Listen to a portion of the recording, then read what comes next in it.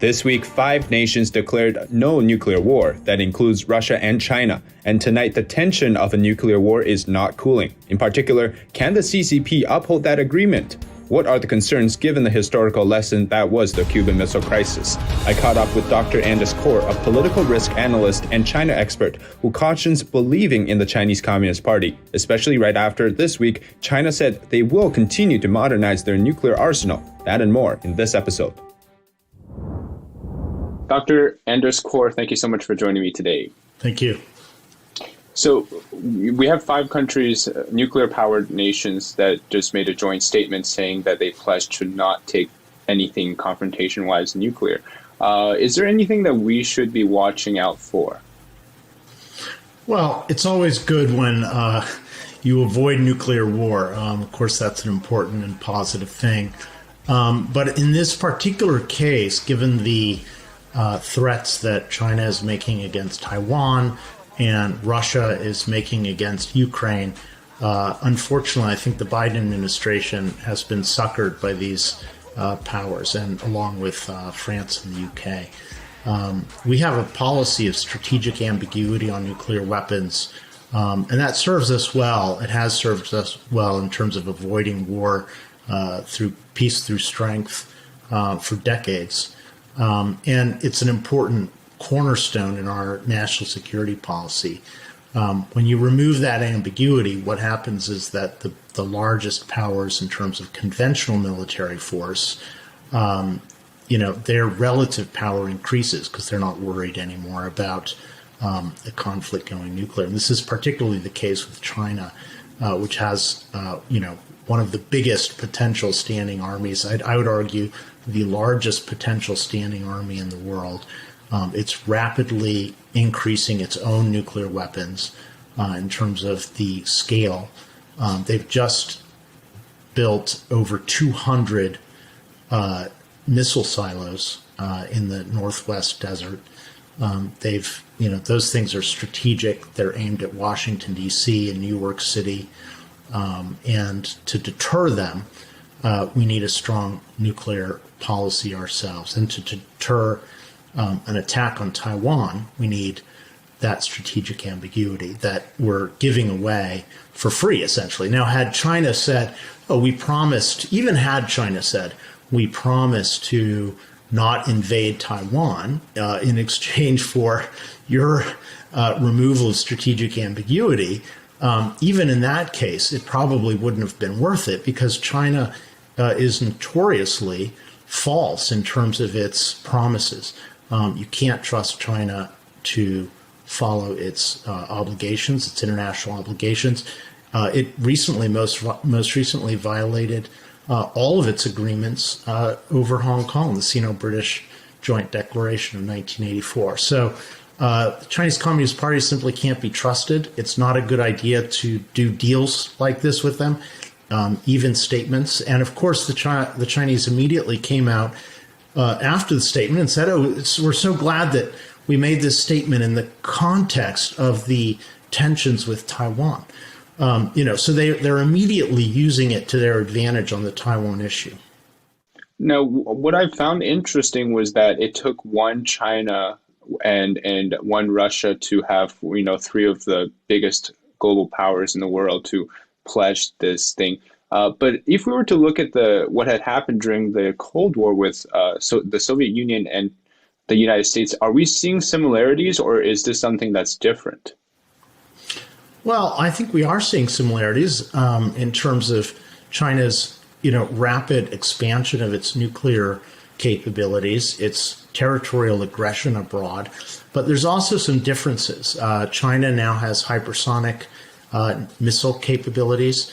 It has heat-seeking hypersonic missiles. It's proliferating that missile technology to Saudi Arabia, Iran, Pakistan, also nuclear technology. And China, was able to get in a statement against nuclear proliferation. Of course, that sounds great on its surface, but in reality, what's going to happen is, A, China is going to violate its promises and proliferate nuclear weapons and nuclear missile technology to whomever it pleases if the price is right.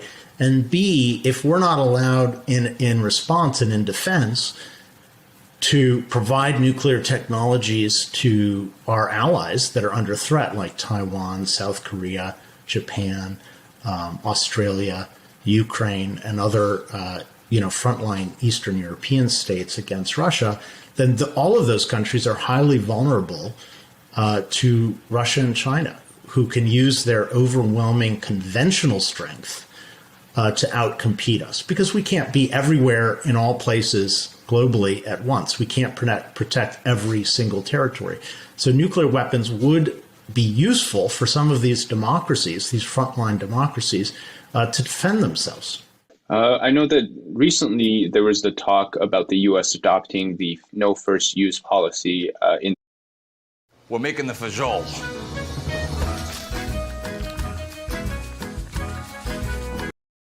In this case. So, of course, now that hasn't been enacted. Is this statement sort of the replacement for that purpose, or is this something different? Yeah, the talk of changing our strategic ambiguity, was roundly denounced by national security experts. It rightly faded away in the news.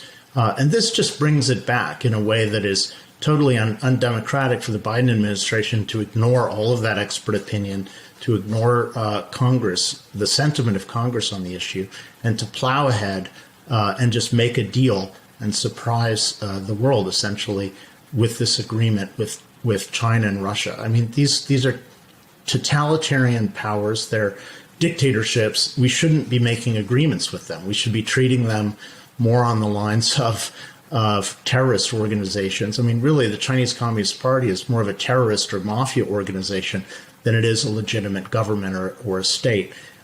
We really shouldn't be making deals with them. We shouldn't be sitting down with them. We should be devising economic measures to combat their growing economic power and with it, their political power.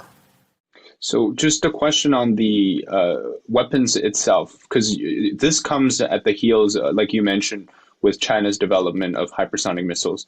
And right now, it doesn't seem like the United States has publicly stated that they have a solution to that problem. So do you think this is a temporary deterrence to, in the case that China wants to do something with that behind them? Or is this something that you think is going to be a long-term strategy for the Biden administration going forward? I think that it is a long-term mistake by the Biden administration to make this kind of agreement with China and Russia. I don't see it as somehow helping the U.S. in any manner, removing our strategic capability or our strategic ambiguity only increases the chance of war, because it invites China and Russia to attack Taiwan and Ukraine, respectively, knowing that they have a far decreased chance of anything escalating to the nuclear level.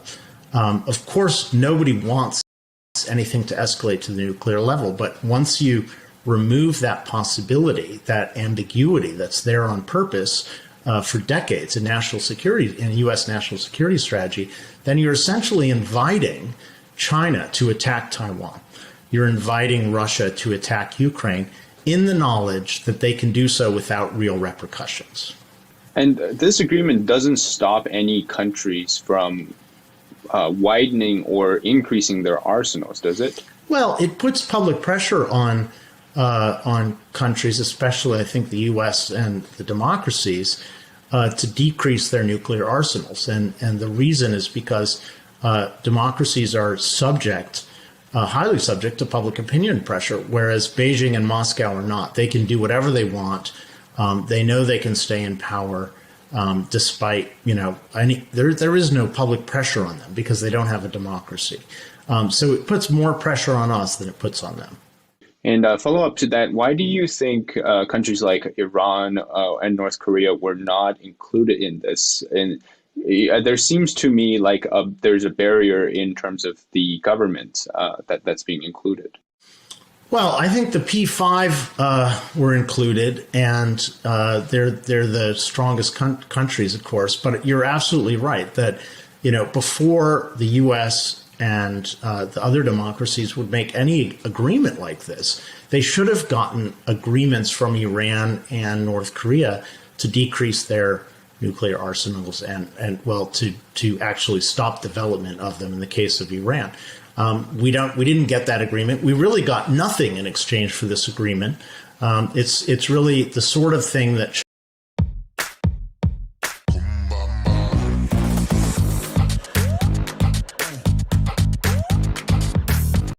China that really rewards China and Russia, and has actually decreased our relative capabilities to them. So it's a giveaway. I would say that the Biden administration, unfortunately, was suckered again.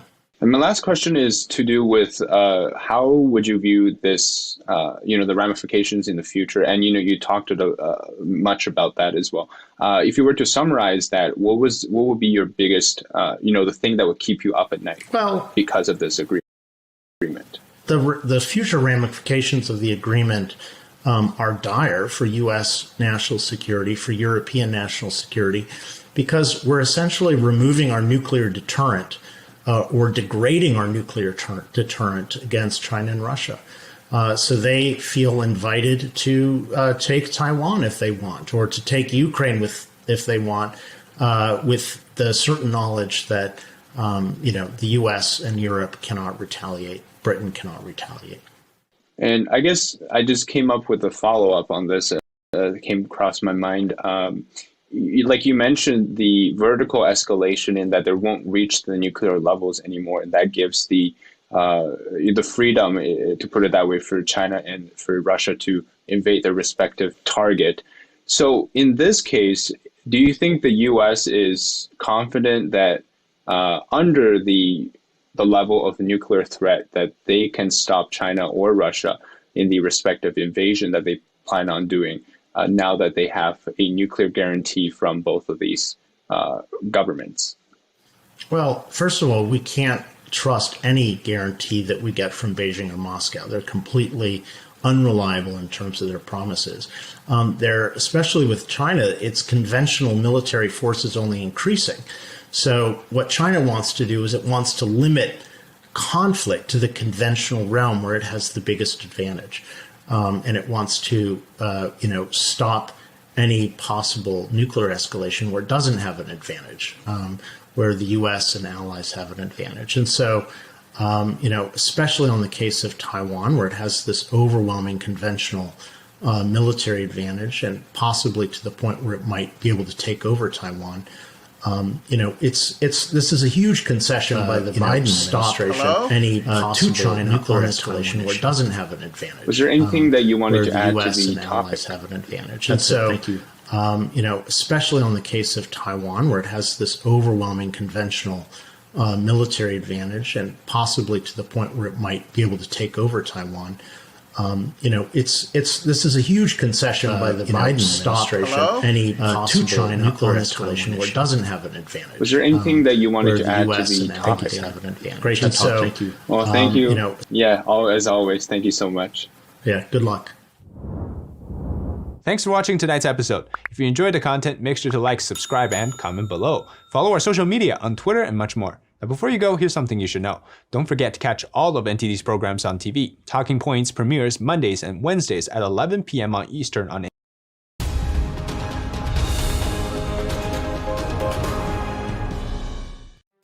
Tonight, multiple cities in China are exploding with COVID cases. Authorities continue to implement hard lockdown measures. In Xi'an, a city of 13 million people, many are denied medical access. Report says 2 women suffered miscarriages and an elderly passed away after being turned away from the hospital. Other cities are pushing mass testing, and authorities are underreporting the cases of infection and death. Beijing now employs a new method of lockdown called dynamic social cleansing. We talk about the catastrophic effects this episode on China on Friday. Plus, a revolution in Kazakhstan is underway. People are protesting against the long-term dictator, and both Russia and China want to play. We'll discuss that too. Welcome to Talking Points China on Friday. As the Chinese regime continues their lockdown of Xi'an, a city of 13 million, other cities are facing a similar fate. In the city of Henan, more cases are appearing. In the city of Zhengzhou, mass testing is happening. Reports are showing people being locked inside the building.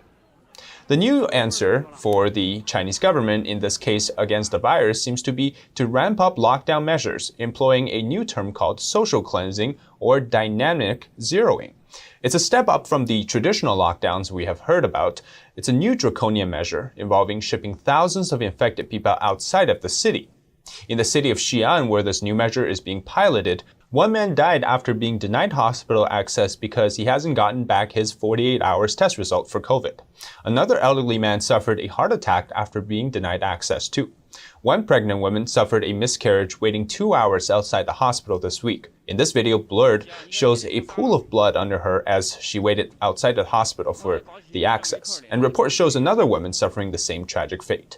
The woman, who identified herself by her surname, Wang, said in a long Weibo post, that's a Chinese social media, on December 29th, that she was turned away by 2 hospitals after she started bleeding late in her pregnancy. The first hospital refused her because she lives in an area with a high rate of COVID-19 infections. And the other, the second hospital, said it was only admitting COVID-19 patients or their close contacts.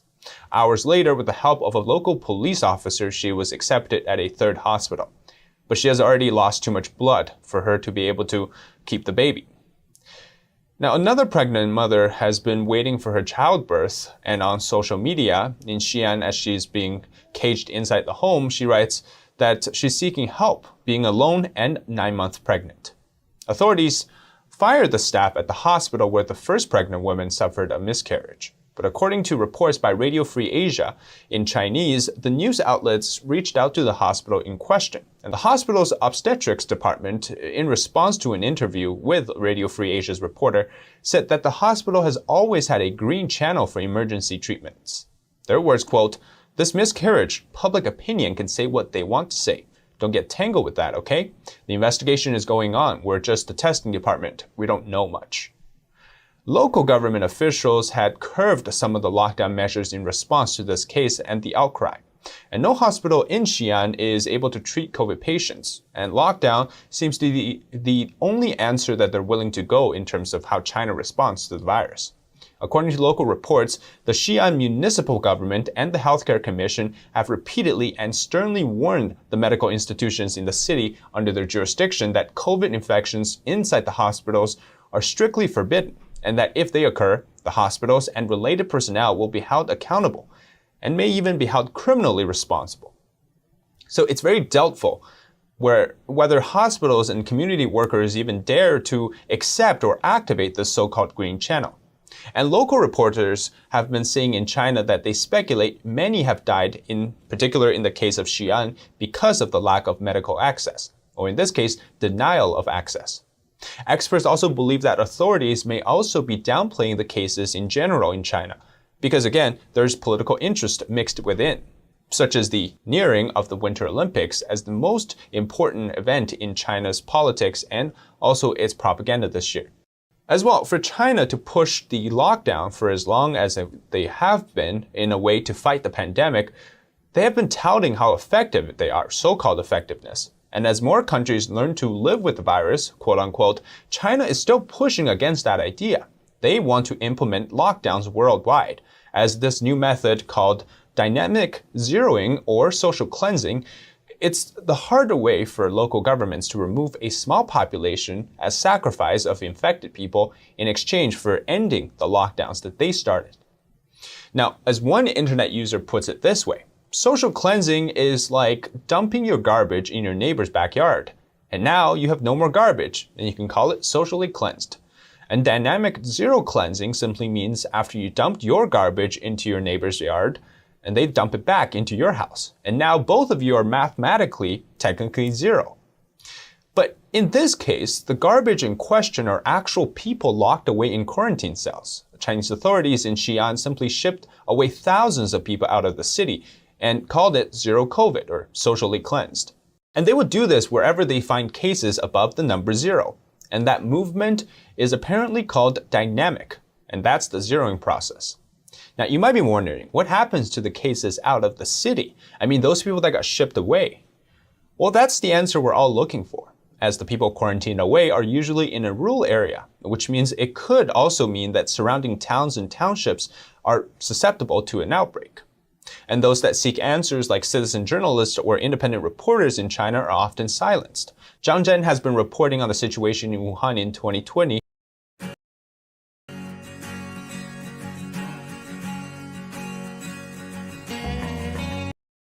And then she was jailed for it. She is now on hunger strike and may face her death. In our second topic today, we're talking about Kazakhstan's ongoing protest, which has turned violent. The protesters and police have been killed. Soldiers from Russia and surrounding states have been dispatched. Under the Collective Security Treaty Organization, or CSTO's council approval, 6 former Soviet states are sending an unspecified number of peacekeepers to Kazakhstan.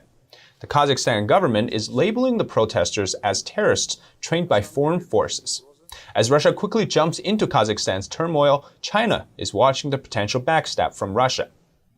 Before we get to that, U.S. Secretary of State Antony Blinken spoke Thursday with his Kazakhstani counterpart advocating for a peaceful, rights-respecting resolution for the crisis. Now, it's quite strange that the internal politics, the protest against a dictatorship, is somehow turning into a blame game against foreign forces, aka the United States and the West.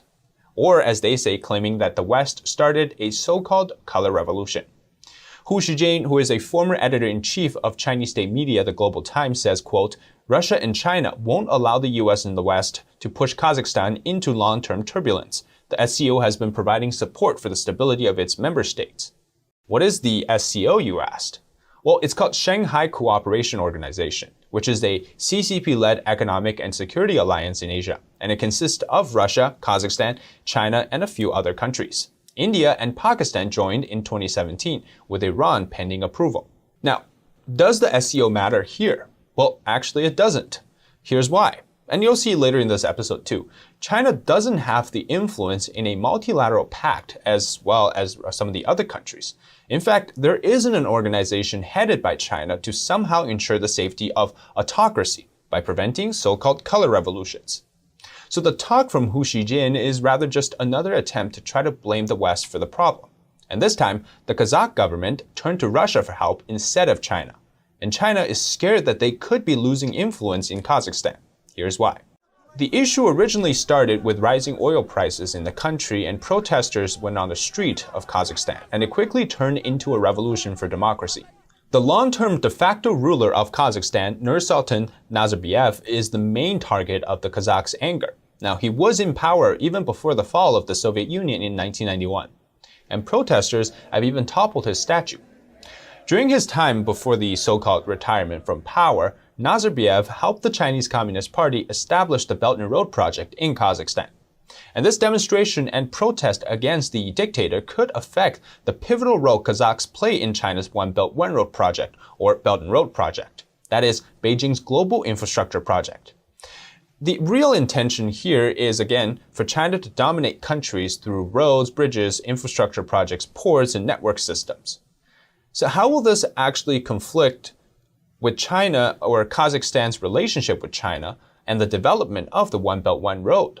Well, some experts have pointed out that China is usually more worried about the local Belt and Road investment projects and whether these demonstrations will then lead to anti-China sentiment there.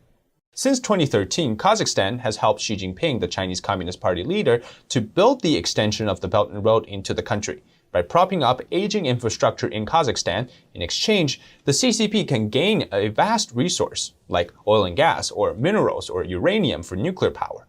And then that's imported to China. In most cases, this is a rather cookie-cutter formula for China's project, the Belt and Road project, into countries like Kazakhstan. That is, as long as the CCP can stay as an economic parasite, they're fine with what the state of the country is like. But now, Russia is involved. And speaking of geopolitics, Kazakhstan is a former Soviet state, and the Russian troops have arrived to suppress the protesters. So this is because Russia, again, with the help from the CSTO, along with Kazakhstan, the Collective Security Treaty Organization, they were formed by former Soviet states. So that's sort of like the NATO for the Soviet states. And experts online have said that if the protest is put down quickly, then the country could be shifting their favor toward Russia rather than China. And this could place China's ambition of natural resources on the back pedal and Russia coming into the spotlight. And let's jump specifically to oil, which was, again, also the center question of the initial, problem that kicked off all of this. According to Neva Yao, a China researcher, she says, Russia's militarization in Kazakhstan is going to have explosive consequences in the global oil and gas market. For past couple years, Russia has been trying to control China's oil and gas purchases from Central Asia. And it could also give Russia more leverage in negotiating prices against China. And by the way, Putin sent in troops to Kazakhstan likely without consulting China. And Chinese reaction to unrest in Kazakhstan has largely been muted. State media have covered it down in the middle, and the Ministry of Foreign Affairs spokesman Wang Wenbing basically said that it was an internal affair, that Beijing hopes that the situation will stabilize soon, and they haven't said much about it. Now, others have been speculating that's also, again, because of the virus situation in China, and that Beijing is more careful than usual because of the Olympics. Now, nothing likely matters more than the Winter Olympics. So for Beijing, we can sort of expect this period of rather, quote-unquote, peaceful foreign diplomacy. Thanks for watching tonight's episode. If you enjoy the content, make sure to like, subscribe, and comment below. Follow our social media on Twitter and much more. And before you go, here's something you should know. Don't forget to catch all of NTD's programs on TV. Talking Points premieres Mondays and Wednesdays at 11 p.m. Eastern on NTD. We also broadcast on many of your favorite platforms, including Apple TV and Roku. We're also rapidly growing on cable satellite and over-the-air TV all across the United States. Just go to ntd.com/TV, type in your zip code, and find all the ways you can watch. Have a wonderful night. Take care. Bob Gorley, thank you so much for joining me today. Thanks, David. Good to be here. Now, first, they were using the AI technology to track domestic population through data, through surveillance and tracking their internet movements. But now it seems reports have been indicating that more and more of that effort is being used on foreign nationals for this particular purpose of tracking whether they're speaking up against China in some way. So tell us how data is being used. Yes, so think of all of the disparate data out there. There's so many points of data. It's hard for any one human to comprehend all of this. But the artificial intelligence comes in and helping to coordinate and correlate all this information to figure out what's going on in a situation and attribute things down to an individual. So the artificial intelligence is helping figure out what data is aligned with what other data to figure out what's happening.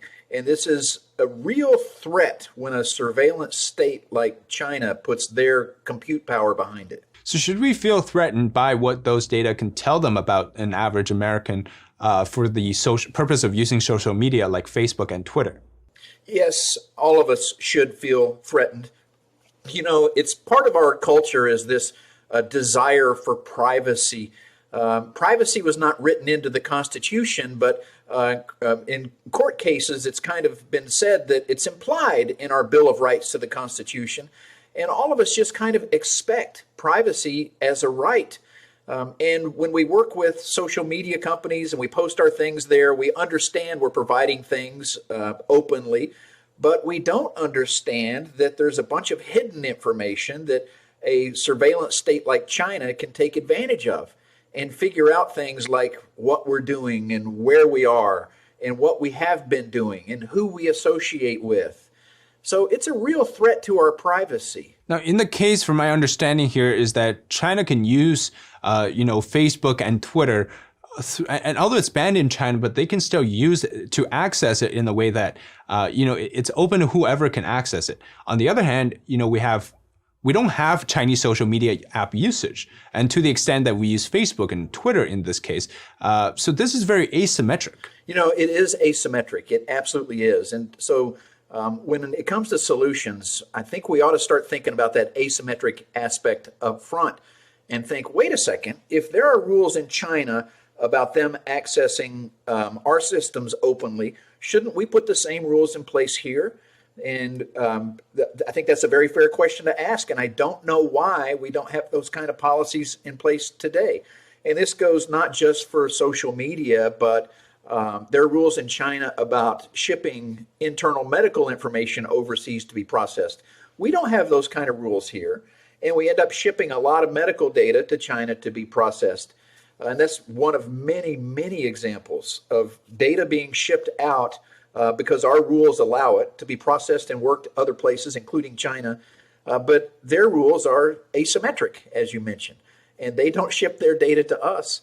Well, maybe we should start treating private information, personal information, as if it is controlled information, as if it were the information on a weapon system, because they are weaponizing our personal information. So on the point of weaponization, will we see data and artificial intelligence becoming the center point in the near future on determining, I guess, many aspects for, this broad U.S.-China relationship going to a point of contention?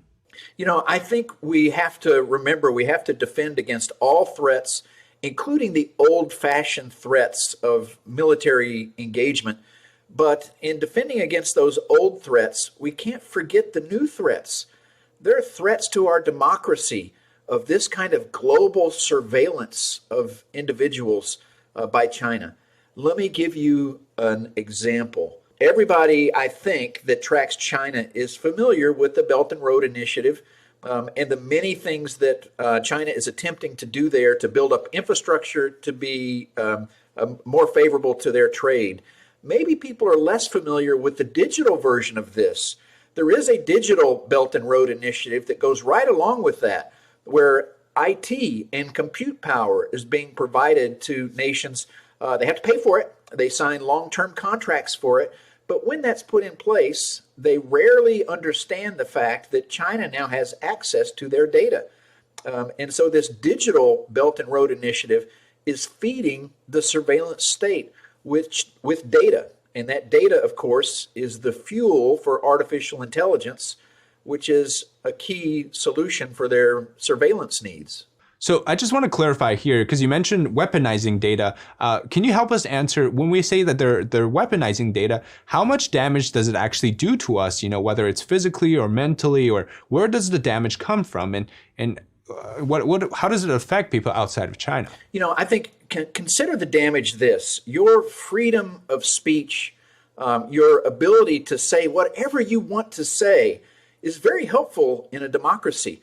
You may have ideas that are not well thought out, but they're your ideas. Or maybe you have ideas that you're really well thought out and you want to express and get out there. What if global surveillance makes you a little more timid and you no longer feel like engaging in the discourse that is really what democracy needs? That is a threat. If it makes us timid and afraid to speak out, it hurts us. And so I think protecting our freedom of speech requires mitigating this threat of global surveillance from China. So just to follow up on that point again, there's a whole debate right now about big tech, Facebook and Twitter, how they have too much power here in the United States. So do you think in some aspects that these companies saw China's version of control as a privatized or as a way that they can study, for that matter, to ensure that because technically they are a private company or they can just do what they want, of course there's a controversy around it. But this type of internet government to shift to what they're trying to do? I have seen no direct evidence of that, but these companies are pursuing ways to better serve their customers, including understanding our buying needs and our shopping patterns and the kind of things that we do so they can deliver more tailored advertisements to us. That's the way they make money, all of the big ones. And when that works well, when good people are served with advertisements that they want, it helps them make informed purchase decisions when it works well. However, the same technologies are being used by bad actors to do malicious things. And this includes criminal groups that will use that kind of technology to deliver malicious code to a targeted segment of people, maybe ransomware, for example. But it also includes states like China and Russia, which will use that same kind of infrastructure to target people for surveillance.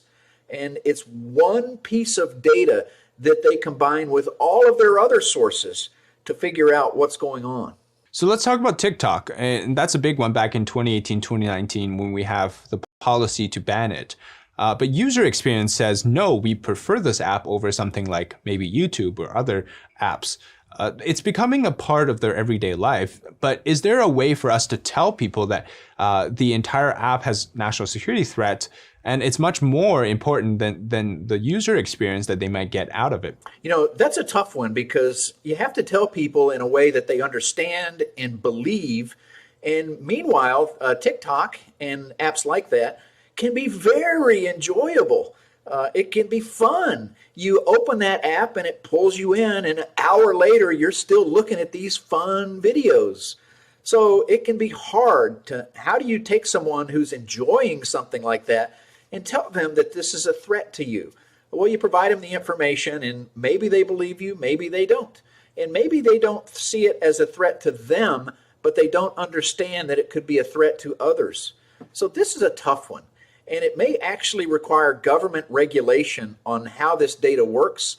And we need to look at foreign control and influence of all social media applications. And TikTok is the biggest example, but there are others that we need to look at.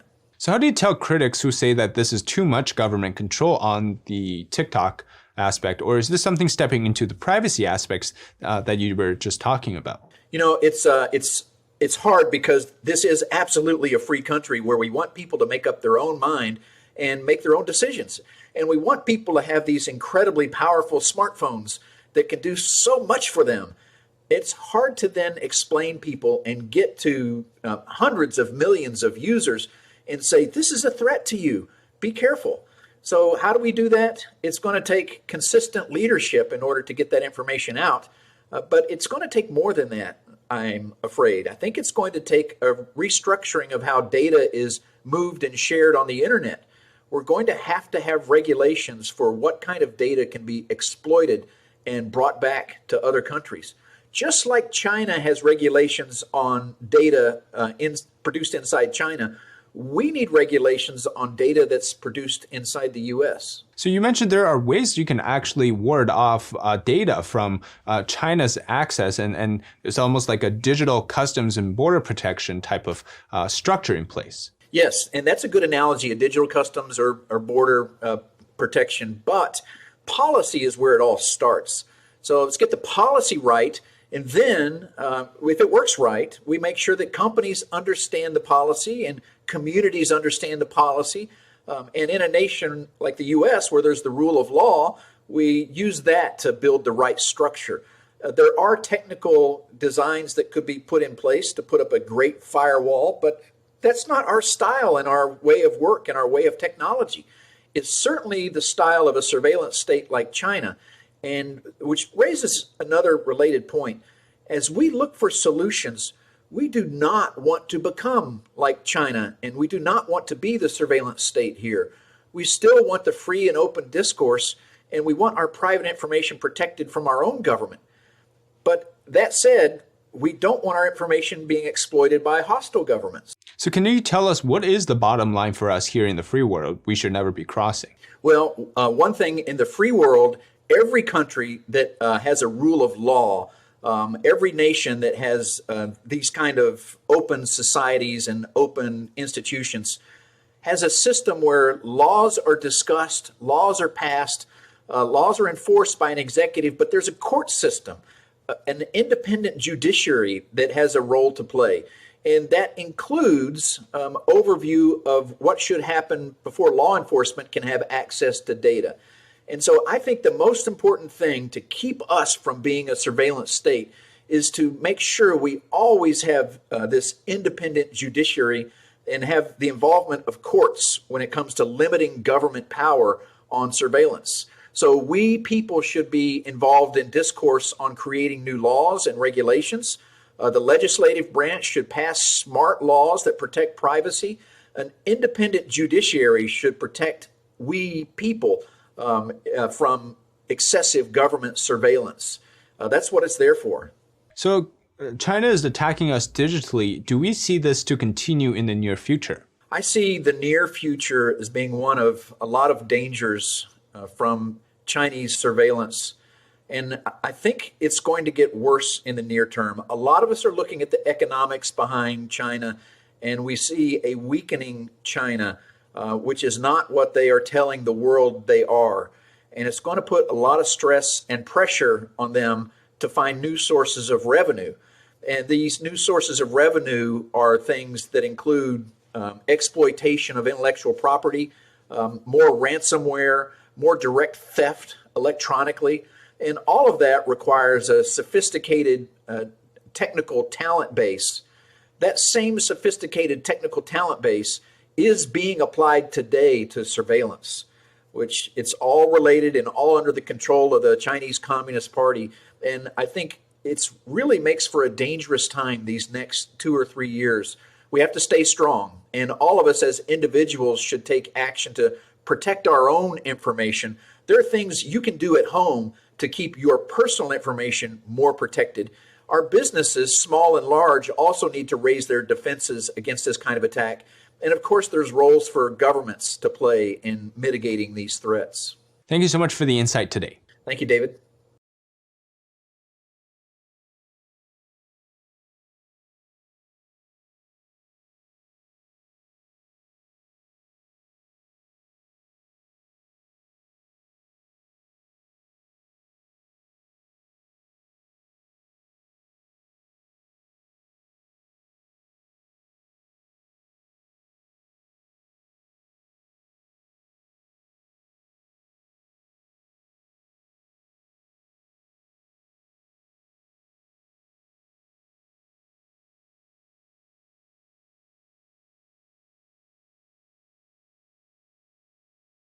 Top diplomats from the U.S. and Japan are working to build tighter defense ties. The growing partnership looks to counter Beijing.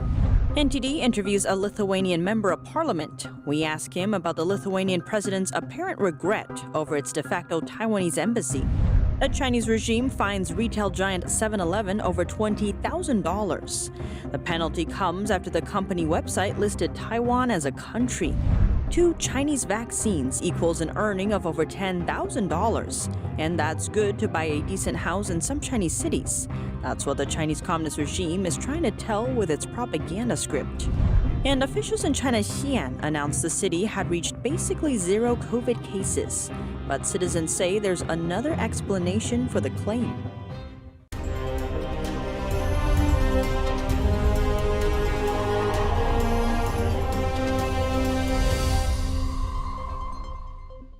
Welcome to China in Focus. I'm Tiffany Meyer. Before we turn to today's daily news, we have a short announcement. We have our premiere at 9:30 p.m. from Monday to Saturday, not only on YouTube, but also on TV. NTD is available on many platforms, including cable TV, satellite, and over-the-air TV across the U.S., and it continues to grow. Please check out ntd.com/TV. Type in your zip code to find out all the ways you can watch our show. That's ntd.com/TV. And now we turn to today's daily news. America's top diplomat and defense chief are meeting with their Japanese counterparts. 2 major steps will lead to deeper defense ties between the 2 countries. This comes amid mounting aggression from China and increasing tensions over Taiwan. Good evening and good morning. Addressing the virtual meeting, Secretary of State Antony Blinken said the allies will sign 2 major agreements. Together, they'll work to bolster U.S.-Japan cooperation in defense. We'll sign a new 5-year host nation support framework that will invest greater resources to deepen our military readiness and interoperability. This framework will cover the continued basing of U.S. troops in Japan. There will also be further collaboration in the field of military research. And we're launching a new research and development agreement that will make it easier for our scientists, for our engineers, and program managers to collaborate on emerging defense-related issues, from countering hypersonic threats to advancing space-based capabilities. He cited North Korea's launch of a hypersonic missile earlier this week. Defense Secretary Lloyd Austin, still recovering from a COVID-19 infection, joined the meeting from home. We know how strong that alliance is today. It remains the cornerstone of peace and prosperity in the region. And we're rightly proud that it's built upon a foundation of not just common interests, but also shared values. Japanese Defense Minister Nobuo Kishi said the U.S.-Japan alliance is crucial at the moment in the face of provocative actions by the Chinese regime. We shared concerns that China's efforts to undermine the rule-based order raised various challenges for the region and the international community. Japan and the United States have reaffirmed the resolve to work together to deter and, if necessary, respond to destabilizing activities in the region.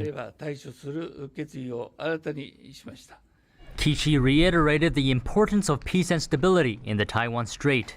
Prior to the Thursday meeting, Japan signed a security pact with Australia. The move was seen as a response to China's increasing assertiveness in the Indo-Pacific region. A number of Chinese state-owned media outlets are reporting on Lithuania's president's apparent regret. It's over a decision related to a de facto Taiwanese embassy in the country. NTD's David Zhang interviewed a Lithuanian member of parliament to find out more about the situation. China's state-owned media is welcoming remarks by Lithuania's president, where he says opening a de facto Taiwanese embassy in Lithuania under Taiwan's own name was a mistake. But those outlets haven't given all the details. A Lithuanian member of parliament and head of the Parliamentary Group for Relations with Taiwan recently explained to NTD why the president made the remark. Our president, he's very pro for relationship with Taiwan. And the question is about the cooperation between the presidency office and the government's office and the office of Minister of Foreign Affairs. It's a question only related to some inside question and coordination. It's got nothing to do on our stand with Taiwan. We have to understand. Maldakis says that he's sorry if the president's remarks sent a wrong message to Taiwan. Relations between Lithuania and China deteriorated in recent months. That's after the Baltic state allowed Taiwan to open a de facto embassy there. And recently, Lithuania and Taiwan started building closer economic cooperation. Taiwanese officials said Wednesday that they plan to create a $200 million fund to invest in Lithuanian industries and boost bilateral trade. The announcement comes after Beijing started blocking some Lithuanian exports from entering China. Maldakis says it's important for the cooperation with Taiwan to be successful. And from our side, the biggest we can do in this sense is to show that cooperation between Lithuania and Taiwan will be a success. If it is a success story, it also sends the signal to other countries. And very strong signal. Being not dependent on China and Beijing's economic pressure includes blocking 20,000 bottles of Lithuanian rum from crossing into China. But when Taiwan learned of the situation, the island bought up all the liquor. Now those goods are scheduled to reach the Taiwanese market by the end of this month. Maldakis says Lithuania is thankful for the support from the Taiwanese people and government. He called it important for democracies to support each other. As Beijing puts more pressure on Lithuania, the Baltic state is fighting back. Recently, Lithuania ordered its state-owned railroads not to sign contract with Chinese companies. At the same time, U.S. Trade Representative Catherine Tai told the Lithuanian foreign minister that the nation has Washington's support. And France is also urging the European Union to push back against China in light of conflicts involving Lithuania. Beijing has fined 7-Eleven over $20,000. That's because the convenience store chain listed Taiwan as a country on its website. Communist China claims Taiwan as part of its territory and has been threatening to take it over by force. That's despite the island having its own democratically elected leaders and constitution. 7-Eleven started as a convenience store chain in the U.S. It's now owned by a Japanese company. Beijing was also upset with how 7-Eleven referred to a group of disputed islands between China and Japan. Japan calls the islands the Senkakus, while Beijing calls them the Diaoyu. 7-Eleven used the Japanese name on its website. The owner of 7-Eleven says it sincerely accepts Beijing's fine and that it will do its best to prevent a recurrence. Made in China products camouflaged in order to enter the U.S. military. That done by two American companies. NTD's Iris Tao brings us details about the latest announcement by the Justice Department. Two American companies now have to pay the government $900,000. This as a punishment for trying to trick the U.S. military about where their products were actually made. The Department of Justice on Thursday reveals that Sono International in Connecticut and ARC Capital Equipment in New York have agreed to pay the government for violating the False Claims Act. They supplied the Army and the Air Force with hundreds of shipping containers, allegedly hiding the fact that they were made in China or with Chinese steel. The DOJ's announcement comes as President Biden re-emphasizes supply chain security on the same day. Let's make what we're selling in America made in America, so we're not at risk of foreign supply chains. According to court documents obtained by NTD, Sono and ARC are accused of intentionally changing the identifying metal plates on 100 shipping containers made in China so that they appear to have been made in South Korea. The DoD's Buy American regulations require agencies to purchase American-made materials or ones made in specified allied countries, such as South Korea. U.S. Attorney Jennifer Williams says in the statement that Americans have the right to know that their tax dollars are being spent to support American jobs and American policies. She adds that those providing for our warfighters will be punished if they don't follow clear rules. The case surfaces amid ongoing tensions between China and the U.S. The White House has warned against threats posed by Chinese products in critical supply chains. Iris Tao, NTD News. The U.S. Justice Department says a Chinese national pleaded guilty on Thursday in a federal court. He was charged with conspiring to steal trade secrets from agricultural company Monsanto to benefit the Chinese regime. Xiang Haitao worked for Monsanto and a subsidiary from 2008 to 2017. He pleaded guilty to one count of conspiracy to commit economic espionage. He is scheduled to be sentenced on April 7th. Xiang faces a maximum of 15 years in prison. In June 2017, Xiang was waiting to board a flight to China when federal officials found him carrying intellectual property developed by Monsanto. Xiang was allowed to fly to China, and he worked for China's Institute of Soil Science, but he was arrested when he returned to the U.S.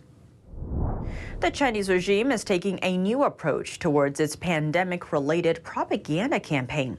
A new narrative has flooded Chinese social media platforms in recent days. It promotes a highly exaggerated claim that 2 doses of Chinese-made vaccines equals the cost of an average house in a mid-level Chinese city. A number of pro-Beijing accounts have been repeating the idea, hinting that Chinese people should be grateful to the regime for offering such an expensive vaccine for free. The scripts vary slightly, but with one main point in common. It reads, "Do you know? The vaccines you have taken cost enough to buy a house in a third-tier city. Our country is so great and so kind to us." In one propaganda video, a woman makes an even more inflated claim. She says that outside China, 2 doses of Chinese-made vaccines cost a whopping $120,000. She goes on to say that in some nations, like Australia, Chinese-made jabs are priced even higher, totaling an immense $450,000.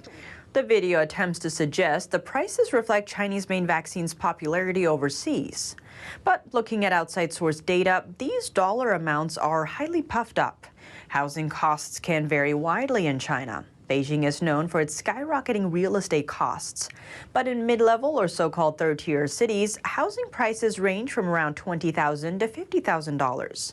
By comparison, 1 dose of China's Sinovac Biotech COVID-19 vaccine costs just under $30, while 2 doses will run around $60.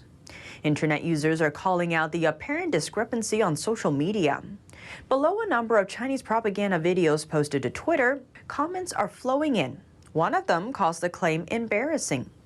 Others suggest the Chinese Communist regime's propaganda is becoming too easy to debunk and question how anyone could believe its claims. Beijing is pushing forward its zero-COVID goal, no matter the cost. But now, amid one of the country's strictest lockdowns to date, people in Xi'an City are realizing that they are actually the cost the regime's propaganda is referring to. Here's what some of them have to say. Central China's Xi'an City is now all but paralyzed by the communist regime's pandemic control orders. NTD interviewed some residents there to find out more about the situation. One of them, Mr. Zhao, gave his take on what's happening. The lockdown has been going on for over 10 days. We are not allowed to go out nor to go downstairs. Close your eyes and imagine a city of over 10 million people, but you can barely see any people or cars on the street. Only staff and vehicles are patrolling around. All households have their doors shut. Shops are closed. Imagine that. It's not even like this in wartime. Another resident shared a video focused on how many in the city are stuck with nowhere to go. Others comment on social media about more difficulties, and hashtags like nowhere to buy vegetables, starved to death, and nothing left have started popping up on trending topics lists. In another clip, a man is seen visibly upset, describing being hungry. Since residents are banned from leaving home, officials have pledged to deliver groceries door to door. But reports have come in saying the deliveries are small and infrequent. On the other hand, food supplies rarely seem to run short for Communist Party officials and those tied to them. One such woman was seen showing off a delivery of free food, including various vegetables, meat, fish, and eggs. On the healthcare front, the situation is also reportedly worsening. Medical care has become limited amid strict hospital policies driven by Xi'an's lockdown. Resident Mr. Lin has high blood pressure and relies on daily medication.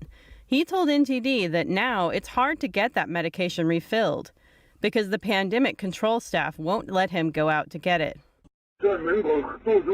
I argued with them for over 40 minutes. They finally let me go outside the community, but there's no bus to take. I'm nearly 80 with high blood pressure. I finally walked to the hospital and my blood pressure rose over 160, showing symptoms of a stroke. I suffer a lot. Another Xi'an resident reportedly suffered a sudden heart attack. He later lost his life amid delays in hospital care. Reports say he called emergency services multiple times when his symptoms first surfaced, but he wasn't able to reach help. By the time his call went through, emergency personnel refused to take him to the hospital because he didn't have an up-to-date negative virus test result. He went on to get rejected by 3 total hospitals until he lost his life in bed at the 4th hospital.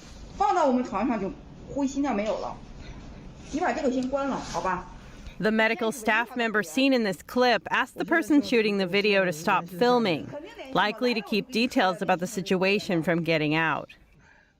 After 2 weeks of strict lockdowns, Xi'an announced on Wednesday that community virus cases in the city had reached basically zero and that the outbreak had been effectively controlled. This means that all new cases were detected in individuals undergoing quarantine and in areas under lockdown. Authorities say this is a big success, but not everyone seems to agree. A retired college instructor in China tells NTD that the harm done by the zero cases policy is greater than the harm done by the outbreak itself. She also says that the zero cases policy is a political task and that CCP officials are falsifying figures to make political requirements. To protect her identity, we only use her last name. They are just trying to complete political tasks. The reports on zero cases are all fake. This is because it has something to do with each individual's position. If the pandemic spreads, the official will be dismissed. So he covers it up and doesn't report it, or he reports less than it really is. If he reports the true situation, they will punish him. They are not there to solve the problem. Leo says this is a very common phenomenon in communist countries. Some netizens are pointing out that a week ago, the CCP secretary of the province set a goal of achieving zero cases by January 4th. And then on January 5th, authorities announced that the city had reached the goal. One netizen commented, the virus is really loyal to the party. The party says that it will not spread, then it stops spreading. They should recruit Comrade Virus into the party. The joke has gone viral on social media. It makes fun of the terms basically zero and dynamically zero. The joke goes like this. Basically zero means you throw the garbage from your house to your neighbor's house, and there will be basically zero garbage in your house. And dynamically zero means the next day the neighbor throws all the garbage back to your house, and the day after you throw all the garbage back to your neighbor's house once again. Then both you and your neighbor will have dynamically zero garbage. This joke refers to how authorities are moving a lot of people to other places for quarantine. Beijing is closely monitoring the unrest in Kazakhstan. On Friday, CCP leader Xi Jinping said that he strongly opposes any external forces' attempt to instigate revolutions in Kazakhstan and harm China's relations with the country. Violent protests erupted across Kazakhstan over rising fuel prices and partially over a lack of real democracy. In response, the president of Kazakhstan declared a state of emergency in parts of the country on Wednesday. Kazakhstan's stability is critical to China. This is because the country is key to Beijing's Belt and Road Initiative. It was also where Xi Jinping first announced the project in 2013. From 2005 to 2020, China's total investment in Kazakhstan reached nearly $20 billion. Kazakhstan is also an important source of gas for China. In 2017, the two countries made an agreement. Kazakhstan would export 170 billion cubic feet of natural gas to China each year. China is also Kazakhstan's second largest trading partner. Total trade between the two countries reached over $22 billion in 2021. The protests and riots may threaten Chinese firms and investments in Kazakhstan. Chinese state media Global Times has even stepped in to ease those concerns. But it still admitted that the situation in Kazakhstan will inevitably have some impact on the delivery of oil and gas. Now, speaking of China's business practices, there seems to be a growing trend of companies looking for options when it comes to where they get their goods. Many are looking for ways to move that production out of China to somewhere closer. NTD's Paul Graney sits down with two industry experts to find out more. So with business in China, given restrictions and COVID policies becoming ever more difficult, it seems, we're delighted to be joined by American law firm Harris Bricken.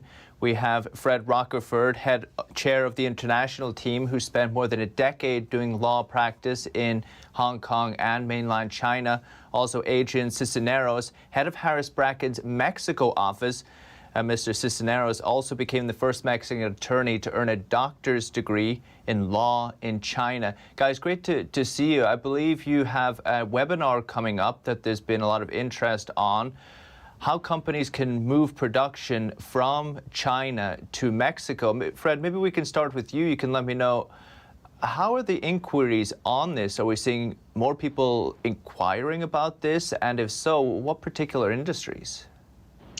Well, we are definitely seeing, and first of all, Paul, thank you for the opportunity once again to talk to you about China-related topics, and a pleasure to be here with Adrian. But to answer your question, yes, we are seeing increasing interest in relocating from China to other manufacturing destinations, and more broadly in relocation. This is not something new, I should say. We've been seeing this trend for several years now, although things have certainly picked up over the course of the pandemic. And it is something that we're seeing across industries. Obviously, the companies that are most interested in looking for alternatives are those who manufacture in China. But within that set of companies, we are seeing interest from different sectors. What are the main reasons people are giving, Fred? Well, the rationales for these decisions has been evolving, although there are some common threads. If you go back, let's say 5-6 years, the concerns were mainly related to rising costs in China, and also we were beginning to see the first companies who had, if you want, had been caught up in the bandwagon and thought, okay, China is the place where manufacturing is taking place. But over time, they reassessed that, and they found that for their particular business model, being in China was not necessary, and in fact, in some cases, presented difficulties that they sought to avoid by going elsewhere. As the trade war started and intensified, then the focus shifted to the impact of the tariffs. For a lot of companies, the tariffs were too much of a burden, and they wanted to look for alternatives so that their products wouldn't be made in China, and as such wouldn't be subject to tariffs and other trade measures that have been put in place. And then with the pandemic, we've started seeing yet another shift where now companies are concerned with supply chain issues. They're concerned with shipping. They're looking at the bigger picture. They're concerned about their long-term resiliency if they rely on China for their products, both from a geopolitical standpoint and also from a practical one, given the distance between the two countries. Adrian, Fred, really appreciate it. Thank you both. We'll talk soon. Thank you so much. Thank you. And that's all for today's China in Focus. But before you go, we have a short announcement. As you may already know, YouTube has demonetized us for about a year. That means our ability to run ads or earn money on YouTube has been taken away. So if you like our coverage, you can donate to show your support. Here's how. In the description box down below is a link that will take you through the entire process. Thank you for your continued support, and we look forward to providing you with more insights into China in the year ahead. Thanks for watching, and see you tomorrow.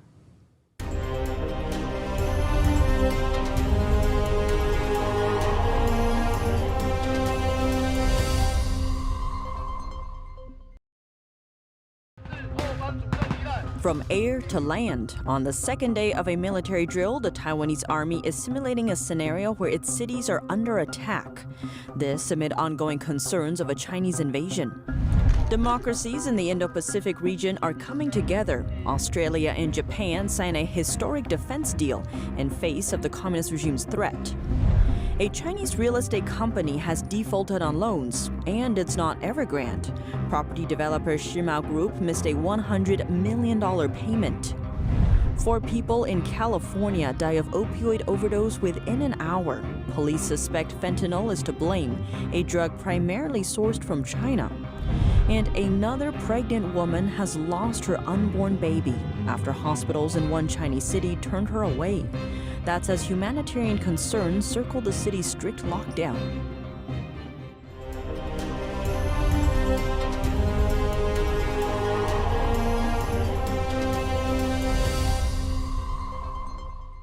Welcome to China in Focus. I'm Tiffany Meyer. On Thursday, the Taiwanese army simulated a war scenario involving urban warfare confrontation.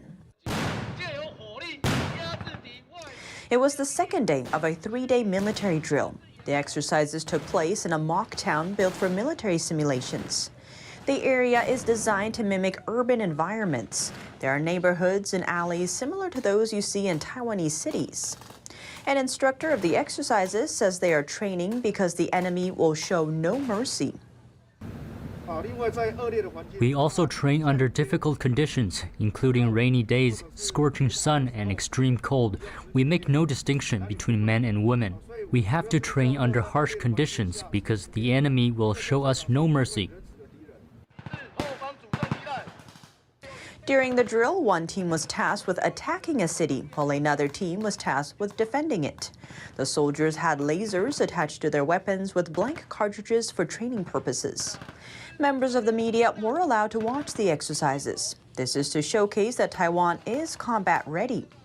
The exercises come amid rising tensions with Beijing. The Chinese military is dispatching an increasing number of warplanes into Taiwan's air defense identification zone. Is Beijing really going to attack Taiwan? A top U.S. Admiral Phil Davidson said last year that Beijing could invade Taiwan in the next 6 years. Davidson was the commander for the U.S. Indo-Pacific Command at the time. In the middle of last year, a leading military magazine in China published an article. It described 3 steps to gain control of Taiwan. It involves air, maritime, and land battles. Australia and Japan have just signed a landmark defense deal. It allows troops from both countries to freely enter each other's territory for drills. The Indo-Pacific-based treaty comes as Communist China works to expand its military deterrence in the region. The treaty is the latest move to strengthen ties between democracies in the Indo-Pacific region, an effort that looks to counter the Chinese Communist Party's rising military power. Japan is our closest partner in Asia, as demonstrated by our special strategic partnership, Australia's only such partnership. An equal partnership of shared trust between 2 great democracies committed to the rule of law, human rights, free trade, and a free and open Indo-Pacific. Australian Prime Minister Scott Morrison said the agreement opens a new chapter and will, for the first time, set out a framework for cooperation between the two countries' defense forces. Japan has the strongest economy and most advanced technology out of all China's neighbors. It's also the most important U.S. partner in the region. The U.S., Japan, Australia, and India stepped up their efforts in countering China last year. That's when they carried out their first joint military drills. The new Australia-Japan treaty echoes a similar agreement between the U.S. and Japan, albeit with more restrictions. That deal allows American troops to enter U.S. military bases in Japan without getting screened first. The treaty was signed back in the 60s. Unlike the new variation, it was not aimed at countering communist China. Evergrande and Kaiza are not the only Chinese real estate developers that defaulted recently. According to a letter by lender China Credit Trust, property developer Shima Group defaulted on a loan after missing a payment to investors. China Credit Trust sent the letter to investors. It said that Shimao had paid a portion of the loan, but it failed to pay the remaining $100 million. The missing payment meant the loan is now in default. Shimao Group is about $10 billion in debt to local and offshore investors. The company is one of China's largest property debt insurers. Shimao develops residential, hotel, office, and commercial properties. It is China's 14th biggest developer by contracted sales. The company's default brings larger worries. That's because Shimao was once considered a more reliable debt borrower. It could be the latest sign of distress in China's property sector. Shimao's default comes only a few weeks after Evergrande and Kaiza Group officially defaulted. Dozens of nearly completed buildings owned by Chinese real estate developer Evergrande are getting demolished. Altogether, they cover millions of square feet. Some residents living nearby said that they are sad to see them go.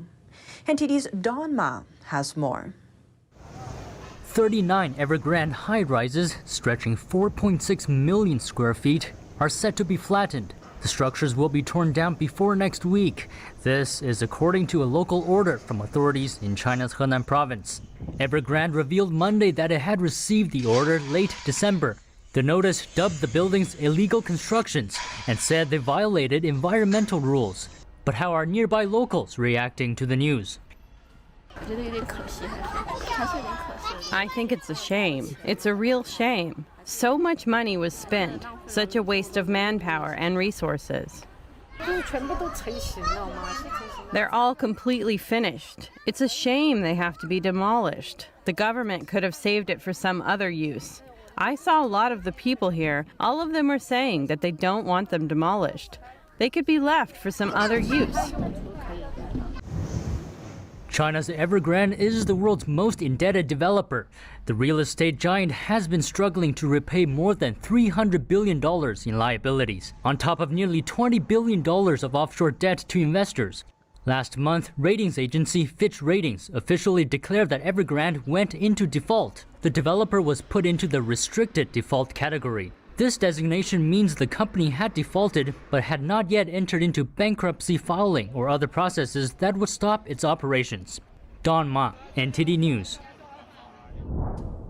The world's top thermal coal supplier, Indonesia, has decided to ban exports in January amid domestic shortages. An Indonesian government statement from last Saturday ordered all core exporters to reserve their stockpiles. As the biggest buyer of Indonesian coal, China is expected to suffer. Asian countries, including China, India, Japan, and South Korea, together bought over 70% of Indonesia's coal exports last year, and China bought the most. This is according to the world's leading commodity data analytics, Kepler. Chinese official statistics say that 60% of China's coal imports for the first 11 months last year came from Indonesia.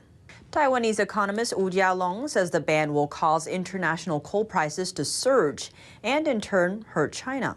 Wu says China's electricity and steel industries will have to bear the cost. Most of eastern China suffered from power outages last year. Factories were shut down, traffic lights went out, and electricity prices rose. Many believe this had to do with Beijing's decision to ban Australian coal imports. It's now the middle of winter in most of China, and the situation doesn't seem to get any better.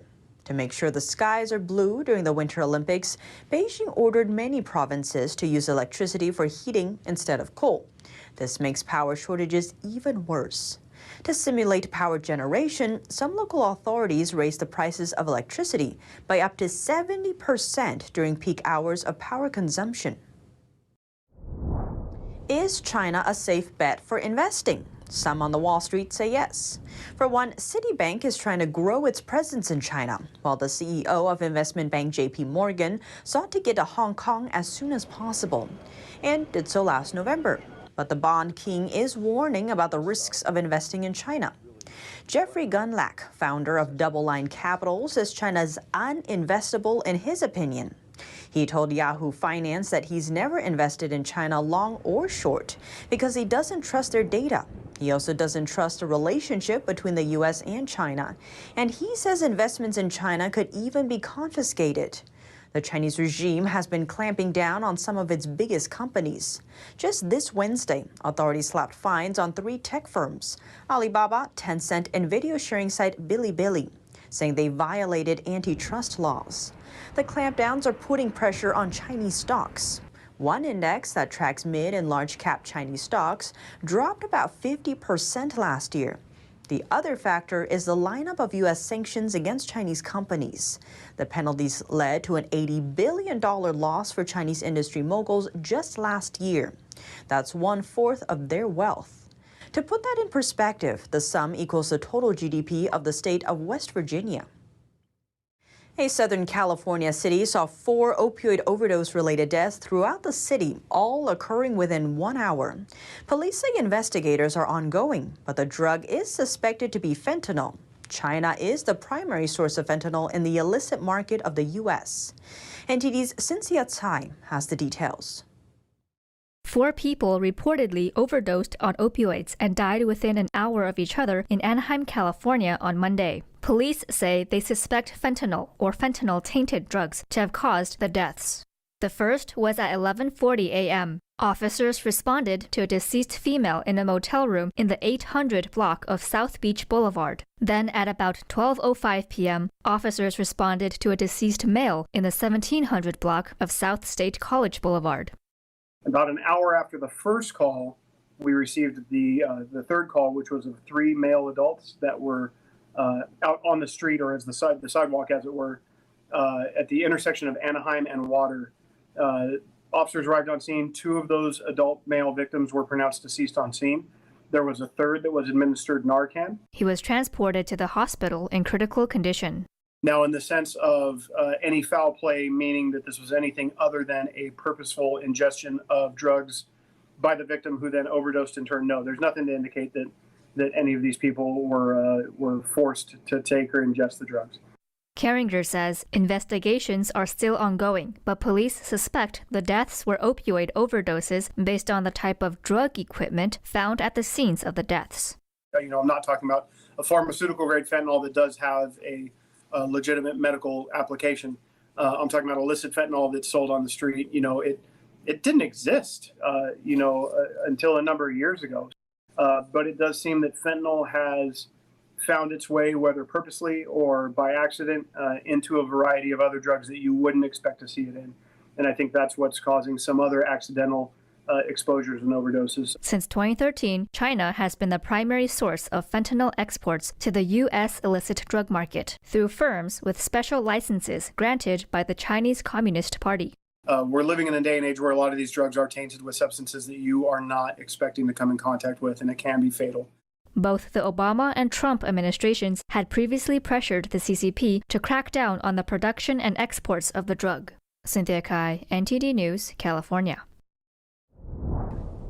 In an earlier report, we covered one Xi'an resident's tragic loss. The woman had been 8 months pregnant when she lost her unborn child. That's after a local hospital refused to treat her due to pandemic regulations.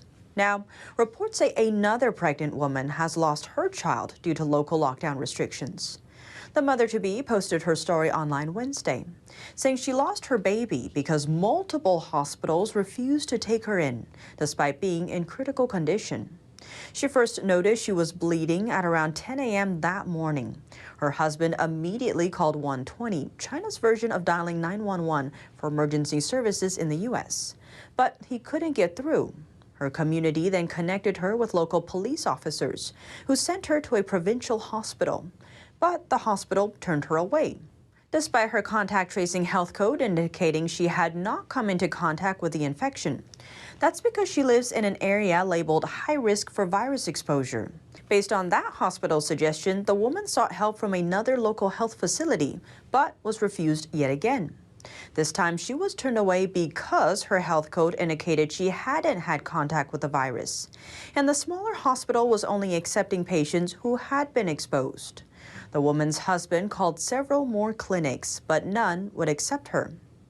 The couple was forced to return home. On their way at around 3 p.m., the woman started bleeding again. Later that day, they finally found a private maternity hospital that would treat her, but it was too late. Sharing her story online, the woman wrote, "That day was my nightmare. That day I lost heart for the city I once loved." She also voiced sympathy and understanding for the mother who had lost her child days ago, describing how that woman was forced to wait outside a hospital for over 2 hours while bleeding, all because her most recent virus test results had expired 4 hours prior. She miscarried while waiting. The first incident fueled outrage online. Since then, local health officials have apologized for their negligence and vowed to rectify the situation. But the second mother's similar tragedy struck just days later. Amid one of China's strictest ever lockdown policies, a man in the city of Xi'an was forced to confess on camera his crime: sneaking out to buy food for his family. As part of Beijing's zero COVID policy, residents in Xi'an are banned from leaving their homes, even to buy groceries. That's amid a recent pandemic surge there. In the video, a community service volunteer first introduced himself. Then, gesturing to a man standing behind him, the volunteer accused him of escaping quarantine. He went on to call the man's purpose for violating the ban unclear. The man was then ordered to read an apology on camera, saying, quote, "I realized my behaviors were ridiculous." He explained there isn't much food left at home and had wanted to get out to buy some. He also pointed out it's been difficult for locals to purchase goods online. At that point, the volunteer steps up. He states that vegetables were just delivered to over 2,000 households in the community, emphasizing the goods come, quote, "with loving care from our government." The volunteer questioned the man about whether he, too, had received the produce. The man just nodded without saying anything. The volunteer then criticized the man's escape, mimicking a typical Chinese communist tactic. Facing the camera, he yelled, 国家不会同意，政府不会同意，我们工作者更不会同意。 He threatened to send the man to the police if he attempted to leave his home again. The video has since appeared online, attracting a number of comments. One comment, seemingly laced with sarcasm, reads, "One great thing about the Chinese Communist Party is that it gives dregs of society the opportunity to do evil." Another internet user likened the volunteer's actions and approach to tactics used during China's Cultural Revolution in the 1960s and 70s. Writing, "A scene from the Cultural Revolution has reappeared, a struggle session and confessions of guilt." The 10-year Cultural Revolution was a major political upheaval in China, led by former Communist Party leader Mao Zedong. It sought to purge traditional culture and thinking and targeted those who stood against Maoism and the ideas of Chinese communism. Another comment left on the video appears to express further concern, saying a society without human rights is truly terrible. China's pandemic control measures are ramping up, and workers are disinfecting virtually everything, even the streets. In Xi'an City, disinfectant liquid was sprayed along the highway, but the effort caused a number of major accidents. One of them was caught on camera.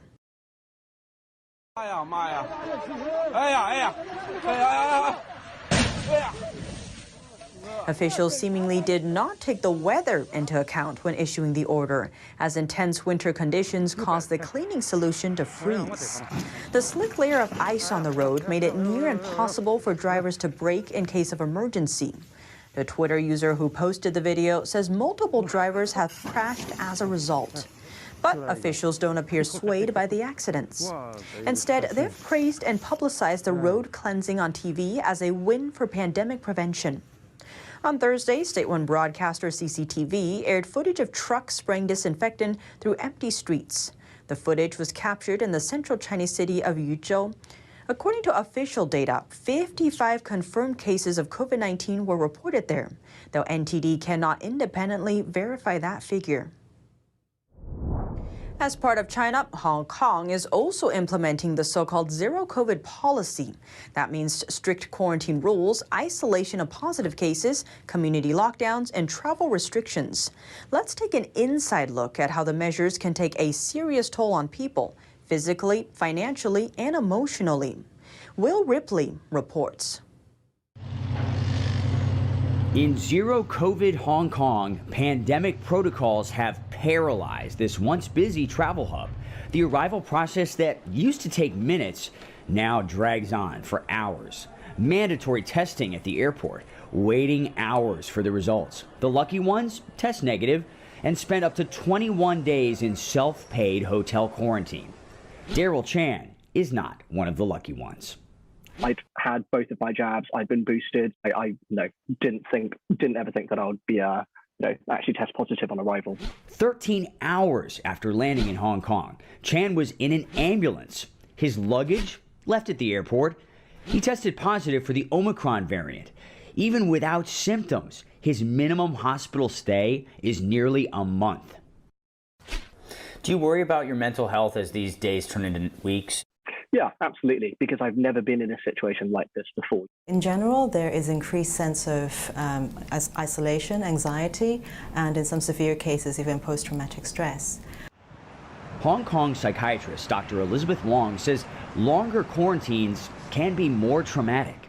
And then we have a lot of changes between the 7 days and the 14 days and the 21 days, and that was when people reported more stress, especially with a longer period of quarantine. Daryl's day begins with a wake-up jingle. Attention, please. He takes his own vitals. Calls and messages with friends and family help pass the time. Social media has really helped, actually. Definitely makes you feel less alone. One of his greatest struggles, sharing a room and a bathroom with two strangers. But I think what has definitely impacted me the most so far is the feeling of just, not having the freedom and regressing into almost feeling like you're back at school, with controlled wake up and bedtimes, not being able to control what you can eat. Hospital meals often consist of mystery meat. The bigger mystery, Chan's release date. He's supposed to start a new job, a new life in Hong Kong. What's the worst part of this? I think the worst part is not knowing when I'll be able to get out. For now, all he can do is wait. From his hospital bed, freedom feels like a lifetime away. Hong Kong is announcing new restrictions in response to the latest pandemic situation. Measures include banning many international flights, prohibiting indoor dining after 6 p.m., and holding thousands of cruise ship passengers for virus testing. Here are the details. Hong Kong authorities announced on Wednesday that passenger flights from 8 countries will be banned for 2 weeks starting Sunday, January 9th. The 8 countries are the U.S., the U.K., Australia, Canada, France, India, Pakistan, and the Philippines. In other words, we will ban all civil aircraft from these countries from landing in Hong Kong. And we will also ban people who have stayed in these 8 countries from boarding any passenger flights coming into Hong Kong. To prevent the spread of the virus, the government is banning indoor dining after 6 p.m., starting Friday. They are also closing sports centers, bars, clubs, museums, and other venues for at least 2 weeks. Other measures Hong Kong has taken over the past week include locking down residential buildings and mass testing. Hong Kong reported 38 new COVID cases on Wednesday, most of them in people who had been outside the city. We're yet to see a fifth wave outbreak in the community yet, but we're on the verge. We might arrive at that phase in the next 10 or 20 hours. So in response to the latest pandemic situation, we dare not neglect it. Also on Wednesday, authorities held 2,500 passengers on board a Royal Caribbean cruise ship docked in Hong Kong. All passengers will undergo virus testing. Officials had ordered the ship to cut short its journey and return to port early. That's because 9 passengers on the ship were linked to a recent cluster of Omicron cases.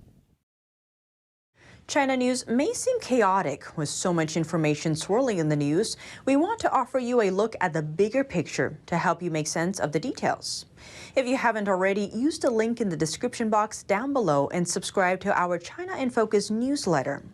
On top of offering the highlights of what's going on, it also gives the much-needed context behind those stories. And once in a while, you'll also get a peek into some behind-the-scenes content to see what we're up to. Every Friday morning, the latest will land in your inbox. And that's all for today's China in Focus. Thanks for watching, and see you tomorrow.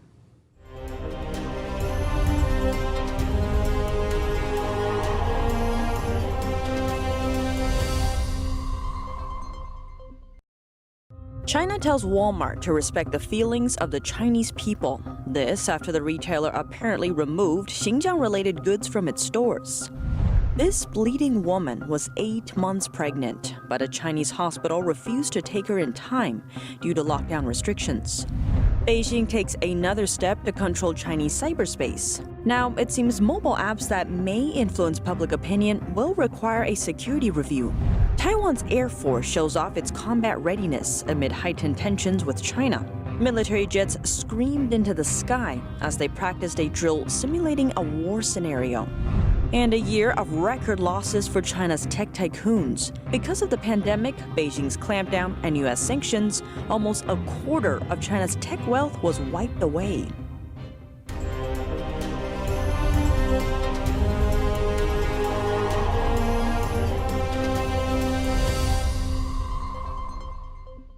Welcome to China in Focus. I'm Tiffany Meyer. Before we start today's daily news, we have a short announcement.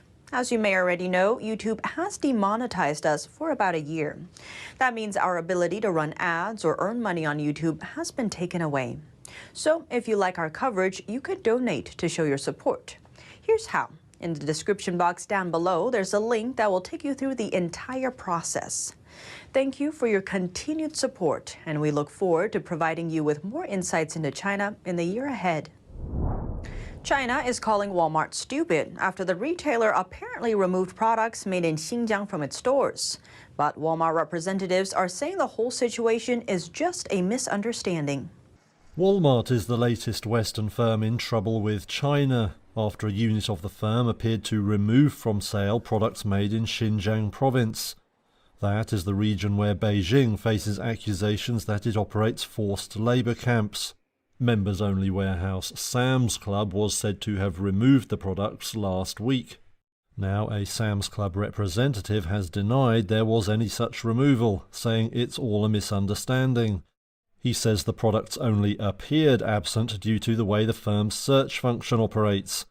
However, the controversy has seen a wave of membership cancellations by Sam's Club customers in China. And it's just the latest corporate crisis over Xinjiang. Walmart itself has also been accused of removing products from the region. Other Western firms, including fashion retailer H&M and chip maker Intel, have come under fire for adjusting their businesses over Xinjiang.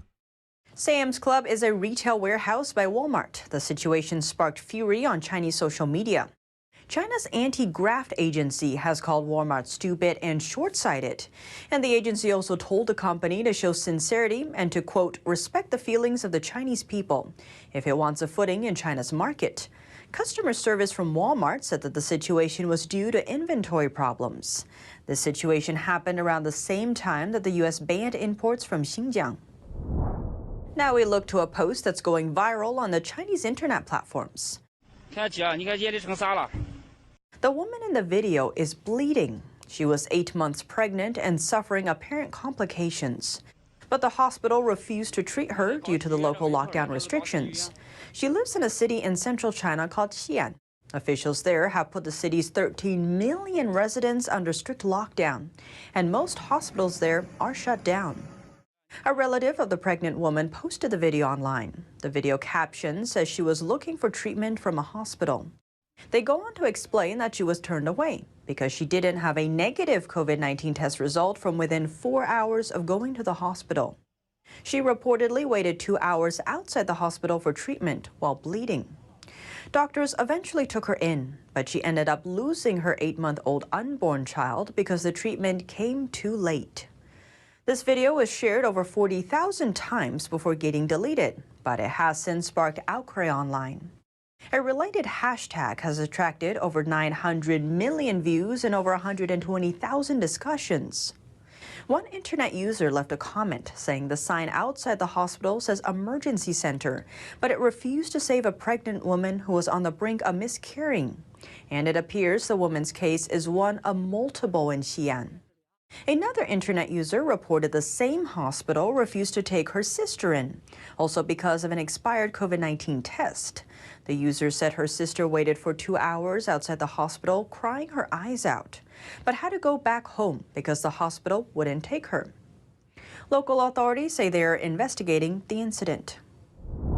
With Xi'an City under an extreme lockdown, it appears hospitals there not only turn away pregnant women, but also other patients in need of emergency care. In a social media post, a woman says her father had a sudden heart attack, but said the hospital in Xi'an he went to refused to take him in. That's because he's from an area posing virus infection risk. She later updated the post, saying a hospital had finally accepted her father, but explained that rescue failed because it was too late, adding, "I lost my dad." Social media posts like hers are among the few ways the outside world can learn about what's actually happening in Xi'an. Stories like these rarely make their way into China's state-controlled media reports, which are often filled with videos praising the regime, like clips showing officials helping to deliver food, or police officers assisting residents in getting medical care. But residents have been complaining about food shortages online, and videos show some of them have turned to bartering, trading cigarettes for vegetables or an iPhone for a bag of rice. These incidents come alongside authorities' harsh lockdown measures. It's part of Beijing's policy, using any means necessary to eliminate every last virus case in the country. A China analyst says Beijing isn't likely to drop the policy despite the humanitarian cost. Timing is also important, as Beijing is set to host the Winter Olympics in a month. It's pretty obvious that Beijing is trying to stamp out the virus infections in Xi'an before kickstarting the Winter Olympics, just so the pandemic won't steal the show from Beijing. Authorities have ordered Xi'an to ensure no virus patients are present in public space by January 4th. But to meet that goal, some infected patients were taken out of Xi'an and sent to quarantine in nearby areas. Beijing sees the Winter Olympics as the perfect opportunity to improve its image and show the world a rising China, so it needs to contain the virus in Xi'an City as soon as possible, so the international community won't focus their attention on it. Aside from the Winter Games, Tang says the zero-case policy is a game that Beijing can't afford to lose. The zero-case policy push, the lockdowns, Beijing was able to do it because it's an authoritarian state and has strict control over its population. And officials believe that this model is superior and more effective than the antivirus measures in democratic countries. If Beijing can't control the virus in Xi'an, then it can't brag that authoritarian states are superior to democracies.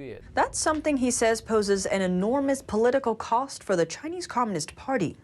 The pandemic in China's Xi'an continues to paralyze the city. Local authorities are facing criticisms at home and abroad for their draconian virus control measures. So they've come up with a way to prevent negative coverage. Let's take a look.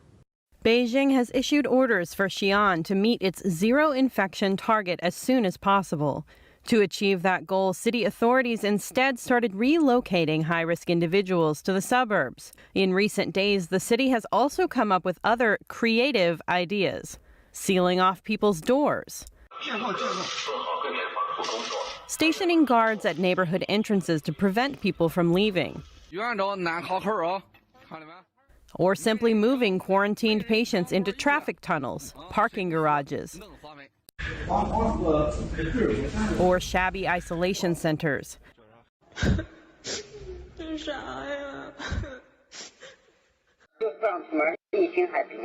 You are just not allowed to go out. The pandemic is still quite serious.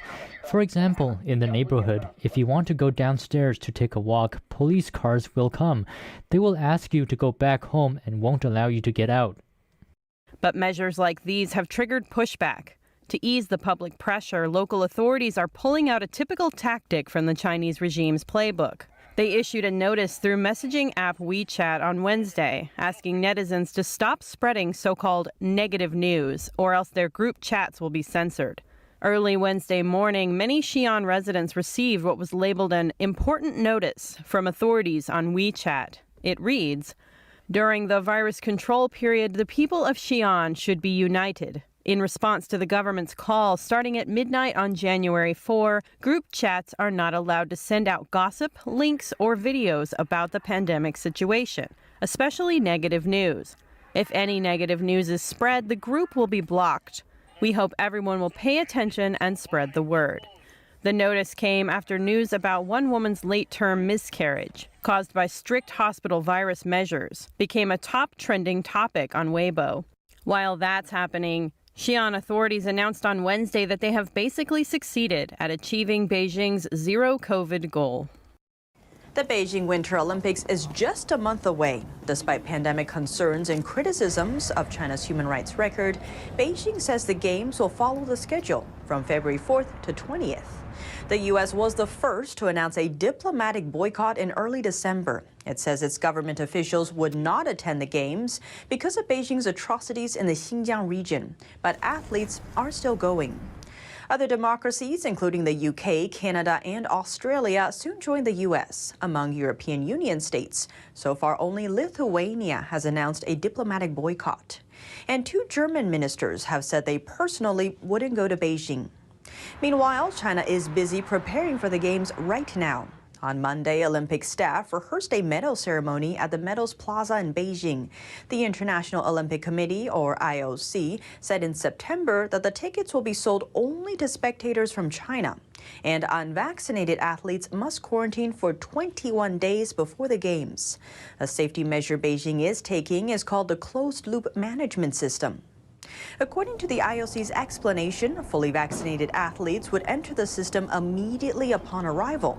The system covers all games-related areas, including stadiums, catering facilities, and accommodations. Participants and staff are restricted to these places, while other people are banned from entering them. It's to prevent any contact between people inside and outside the system. Everyone in the system will be tested daily. And the air quality in Beijing is another concern. The city is very prone to smog. Communist leader Xi Jinping has vowed to run a Green Olympics. But China's Ministry of Ecology and Environment is still warning about the risks of severe smog. China's cyberspace regulators issued new draft rules on Wednesday, this time on smartphone apps. The Cyberspace Administration of China says apps that could influence public opinion will need a security review. With the proposed rules, Beijing would gain further control over China's internet, which is already highly censored. The new proposals would apply to apps that launch what authorities call new technologies, new applications, and new functions capable of influencing opinion or mobilizing the public. Such app providers would need to undergo a security assessment first. But regulators are unclear as to what functions or technologies could influence public opinion. Still, the rules would apply to text, picture, voice, video, and other information production. They would also apply to instant messaging, news, online forums, live streaming, and e-commerce. On top of that, news apps must obtain licenses to publish contents. China's news industry is mainly backed by the regime and highly censored. What's more, the regulators also combined previous laws into one set of rules on Wednesday. For example, users must also sign up for apps using their real identity. This is nothing new in China. A person's identity is linked to state-issued ID cards, as well as cell phone numbers. The regulators say the rules are open to public comment and will become effective this year, but they didn't give an exact date. Over the past year, Beijing has tightened regulations across its domestic technology sectors, from gaming to real estate to education. On Tuesday, the cyberspace regulator also announced it would implement 2 new rules. One rule applies to platform companies with over 1 million users. They have to go through a security review before they could list overseas. This would take effect in February. The other rule governs how companies could use recommendation algorithms, and this would take effect in March. Taiwan is preparing for the worst situation. Its Air Force is simulating how to intercept Chinese air incursions in a drill. NTD's Don Ma has the details. The drill took place on Wednesday at a base in the south of the island. The base is home to F-16 fighter jets, one of the most advanced military planes in the world. The exercises were part of a 3-day drill to show Taiwan's battle readiness. Chinese warplanes frequently fly into Taiwan's air defense identification zone, and in recent months, such Chinese incursions have increased. Taiwan's defense ministry says that the situation in the region is serious. The enemy's military threat has always existed.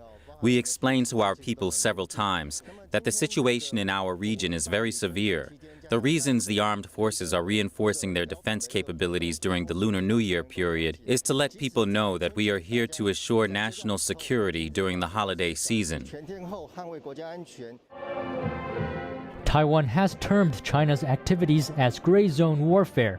In a New Year message to China, Taiwanese President Tsai Ing-wen said that military conflict is not the answer. Don Ma, NTD News. 2021 wiped away almost a quarter of China's tech wealth. The moguls in the industry lost a sum of money that's as high as the GDP of the state of West Virginia. NTD's Evelyn Lee reports. It's a record year for China's tech tycoons, according to Bloomberg. But that's bad news for the tycoons. China's clampdown this year left its mark. The country's 10 richest in the tech industry alone lost $80 billion. That's almost a quarter of their combined wealth. Topping the list is Colin Huang, founder of e-commerce site Pinduoduo. 2/3 of his fortune evaporated when the shares of his business plunged almost 70%. Alibaba is also high on the list after the regime clamped down on its business earlier this year. Its CEO had criticized the Chinese regime publicly shortly before. In the US, on the other hand, tech stocks had a big year. Google's Alphabet wrapped up its best year since 2009. Its stock rallied almost 70%. Microsoft followed closely, up 50%, and Apple 30%. During the pandemic, consumers flocked to the web while stuck at home and working from home. Chen Zhiwu, the director of Asia Global Institute, says that for China, the best days of its tech sector are over. After the clampdown, China's tech giants reportedly had to fall in line with national priorities. And in the wake of Xi Jinping's so-called common prosperity plans for China, some of those CEOs donated billions to the effort. Evelyn Lee, NTD News. Shares of China Huarong Asset Management are dropping to a record low. Value of its shares in Hong Kong plunged by up to 55% on Wednesday. Huarong is the largest of 4 Chinese state-owned companies that deal in debt management. It takes bad debt or non-performing loans off of the country's state-owned banks. The price of its shares is the lowest since Huarong's listing, and it comes after the company resumed trading on the Hong Kong Stock Exchange after a 9-month hiatus. The company suspended trading in April last year after it missed a deadline to file its 2020 earnings. In August, the company announced a $16 billion loss for 2020. Then in November, the company received help from state-backed investors. They gave the company over $6 billion as part of a rescue plan. Also last year, the company's former chairman was executed for bribery and corruption. He was found guilty of taking over $280 million in bribes over a 10-year period. Chinese stock market surged about 20% last year. The growth seals China's position as the world's second-largest equity market. At the same time, Chinese stocks listed in the U.S. were hit hard. Why are these two markets so different? NTD's Faye Quarter has the details. Unlike the offshore market, stock markets in mainland China surged to a roughly $12.7 trillion valuation last year. The increase is partly in thanks to modest price gains and a rush of new listings in either Shanghai or Shenzhen. We see a pattern of trying to raise funds from the Chinese corporations and also trying to prevent capital flight by having these Chinese companies delist from the U.S. stock market and forcing them to bring the capital back home. According to S&P data, the total value of onshore Chinese stocks rose about 20%, the equivalent of over $2 trillion last year. In contrast, Chinese stocks listed in the U.S. or Hong Kong decreased by 42%, losing about $758 billion of value. Some industrial experts think China wants to shift its focus to developing advanced technologies and manufacturing. China affairs analyst Jingyuan Tang explains why he thinks the Chinese regime is clamping down on the consumer internet sector. In the past, the Chinese Communist Party tended to copy the American economic model, which is using finance and digital technology to drive economic growth and achieve industrial upgrades. However, after a round of regulatory storm, Xi chose a different path, that is, learning from Germany's model, basing economic growth on the real economy, including manufacturing. He thinks this is sustainable development. China specialist Ping Zhang thinks the problem is all about the shortage of money in China right now. The government doesn't want them to invest overseas, so they can keep the Chinese money inside China. Zhang says in closed societies like China, the political consideration is always an economic consideration. All investors, especially long-term investors, you want to make sure what you invest is stable and can be predicted in the near future at least. But in a closed society, that's not guaranteed. Zhang warns that it's extremely risky at this time to invest in China because Xi Jinping is pushing the policy of common prosperity, with the aim to squeeze the rich and redistribute the wealth. The whole investment environment is uncertain. Faye Quarter, NTD News. North Korea fired a suspected ballistic missile off its east coast today. The missile landed in the sea between the Korean peninsula and Japan, drawing condemnation from both Seoul and Tokyo. And Beijing also appears to follow suit. On the same day, South Korean president attended a ceremony aimed at connecting with the northern neighbor. North Korea fired a suspected missile. North Korea test-fired an unidentified projectile this morning, and there are concerns that this could create tension and further deepen the stagnation in inter-Korean relations. But we should not give up the hope for dialogue in order to fundamentally overcome this situation. The North fired the suspected missile just hours before South Korean President Moon Jae-in attended a groundbreaking ceremony. The ceremony was for a rail line he hoped to one day connect the two countries. But negotiations failed in 2018. Japan's defense minister says the suspected missile flew an estimated 300 miles. And the country's prime minister also commented on the issue on Wednesday. Since last year, North Korea has repeatedly launched missiles, which is very regrettable. Meanwhile, the suspected missile also appears to have alarmed neighboring China. On the same day, the Chinese Foreign Ministry called for caution and urged North Korea to open for dialogue. Under the current circumstances, all parties should bear in mind the bigger picture. Act cautiously. North Korea has been testing a variety of new short-range ballistic missiles, despite the United Nations banning the country from doing so.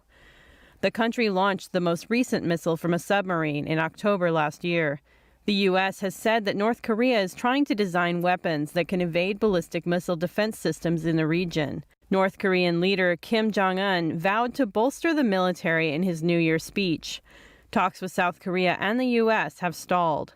Earlier this week, the U.S. State Department reiterated the U.S. desire for dialogue with North Korea. And that's all for today's China in Focus. But before you go, we have a short announcement. We have our premiere at 9:30 p.m. from Monday to Saturday on TV and our YouTube channel. NTD is available on many platforms, including cable TV, satellite, and over-the-air TV across the U.S., and it continues to grow. Please check out ntd.com/TV. Type in your zip code to find all the ways you can watch our show. That's ntd.com/TV. Thanks for watching, and see you tomorrow.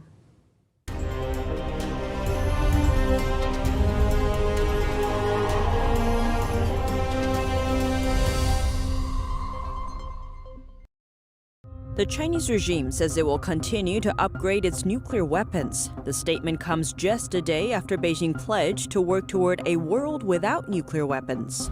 The Chinese Communist Party is not qualified to host the Olympics. That's what a former Chinese Olympian says after competing for years under the regime. An iPhone and an iPad exchanged for a small bag of rice, and 2 packs of cigarettes traded for vegetables. In the Chinese city Xi'an, residents turned to bartering to cope with lockdown orders. 20,000 bottles of Lithuanian rum get redirected to Taiwan after Beijing blocked the shipment amid trade tensions. And with another tough year behind us, families are finding hope in a premiere classical Chinese dance performance. The performance presents the audience with the lost world of traditional Chinese culture and a glimpse of what the nation looked like before communism.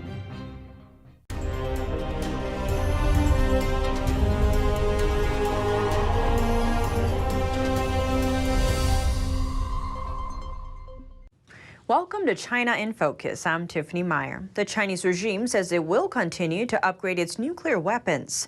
The statement comes just a day after Beijing pledged to work toward a world without nuclear weapons. Here are the details.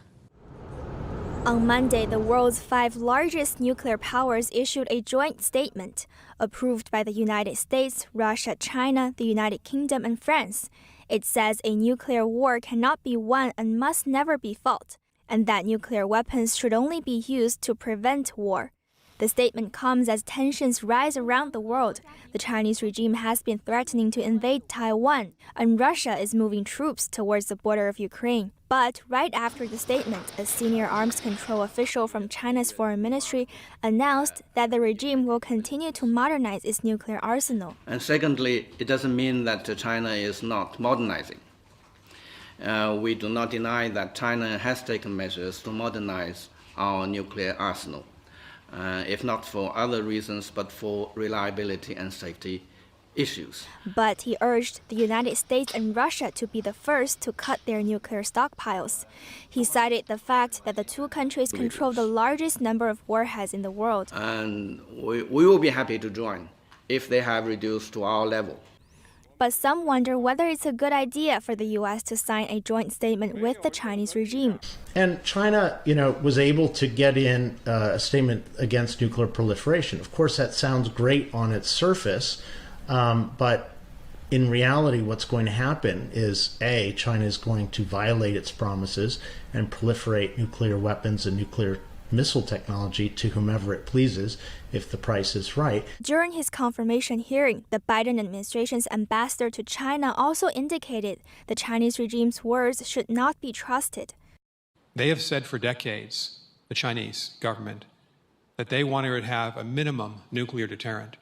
They are blasting past that definition, and they're rapidly engaged in the buildup of their nuclear arsenal, including the disturbing reports of the hypersonic technology. In a November report, the Pentagon warned that China is expanding its nuclear force much faster than expected. The regime could have more than 1,000 warheads by 2030. The same month, a U.S.-based nonpartisan national security research group found that the Chinese regime has made significant progress on suspected silo fuels in the western part of the country. The group called it an unprecedented nuclear buildup. What's more, Core said such an agreement may also hinder the U.S. ability to defend its allies. If we're not allowed in response and in defense to provide nuclear technologies to our allies that are under threat, like Taiwan, South Korea, Japan, Australia, Ukraine, and other frontline Eastern European states against Russia, then all of those countries are highly vulnerable to Russia and China, who can use their overwhelming conventional strength to outcompete us. Because we can't be everywhere in all places globally at once. We can't protect every single territory. He argues that nuclear weapons could be useful for some of these frontline democracies to defend themselves. With the 2022 Olympic Games just a month away from kicking off in Beijing, a former Chinese sports legend tells the Epoch Times that the Chinese Communist Party is not qualified to host the Olympics. That's for its human rights record and the tennis star Peng Shuai. Once China's national pride, Huang Xiaomin, a former Olympic swimmer, is voicing disapproval over the upcoming Winter Games. Specifically, the fact that the Chinese Communist Party, or CCP, is hosting the event. The Olympics are built on the principles of peace, friendship, and equality. The Chinese Communist Party is not qualified in any of those categories to host the Olympics Games. The party does not have the Olympic spirit. It tramples on human rights. Beijing will hold the 2022 Winter Games in February. But an international diplomatic boycott continues to cast a shadow over the event. That's as Beijing has become embroiled in a series of human rights scandals. Among the latest on the list is tennis star Peng Shuai and her rape allegation against a retired CCP official. Soon after sharing the accusation online, Peng vanished from the public eye. Peng Shuai was just doing what she's supposed to do. In an interview with the Epoch Times, Huang expressed her support for Peng. But she added something startling, that she believes there are many more Peng Shuais in China. Under the Chinese Communist regime system, I think for us Chinese athletes, what happened to Peng Shuai is not a surprise. Huang says life is cruel for Chinese athletes under the regime's rule, explaining that they're reduced to nothing once retired, regardless of their achievements. To survive, especially for female athletes, willingly or unwillingly, they resort getting to a wealthy, powerful man to back them. After all, as athletes, you have to survive in China. Huang says for the average athlete, these stories get virtually no attention.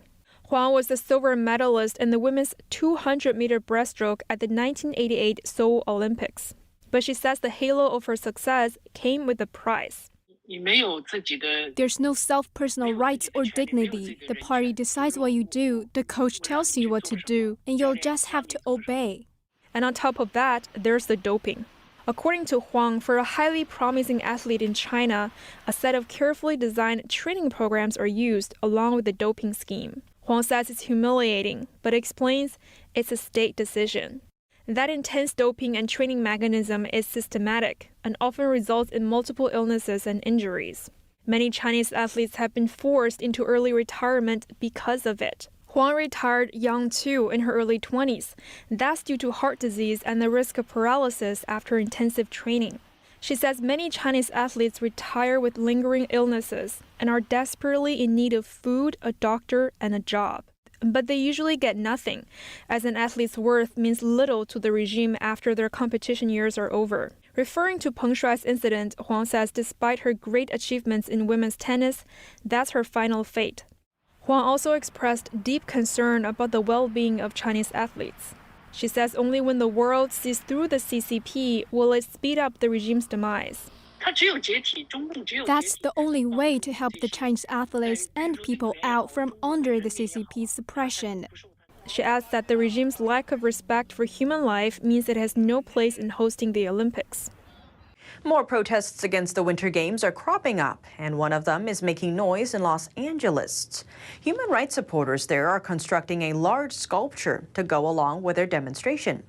NTD's Don Ma has more. At Liberty Sculpture Park, Los Angeles-based human rights supporters are building a large display. It's part of their protest against the upcoming Beijing Olympics. They say the black background of the panel represents the darkness of the landscape in mainland China. They've also replaced the Olympic halo with gray barbed wire rings. Those represent the prisons where Chinese prisoners of conscience have been held. They say that China doesn't deserve to hold the Olympics due to the country's human rights record. China is the worst country in the world in terms of human rights. In China, Falun Gong, those in Xinjiang, and Tibetans are experiencing the most difficult human rights situation. Because of this, we can no longer have a laissez-faire attitude about it. We want to tell the world that the Olympics cannot be held in China. Liu Yiquan is a member of the Social Democratic Party of China. He says China's goal is to use the Games to burnish Beijing's international image. The CCP has been violating human rights in China. They have brutally persecuted Falun Gong. They have cracked down on other religious groups. They have also brutally suppressed other groups like pro-democracy activists and dissidents. Such a criminal regime is still trying to hold the Olympic Games, using it to feign an image of peace and prosperity.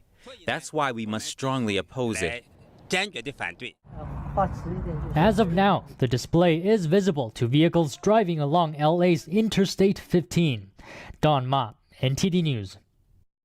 The student newspaper at Yale University has a policy of not publishing anonymous columns. But in this case, the Ivy League school made an exception.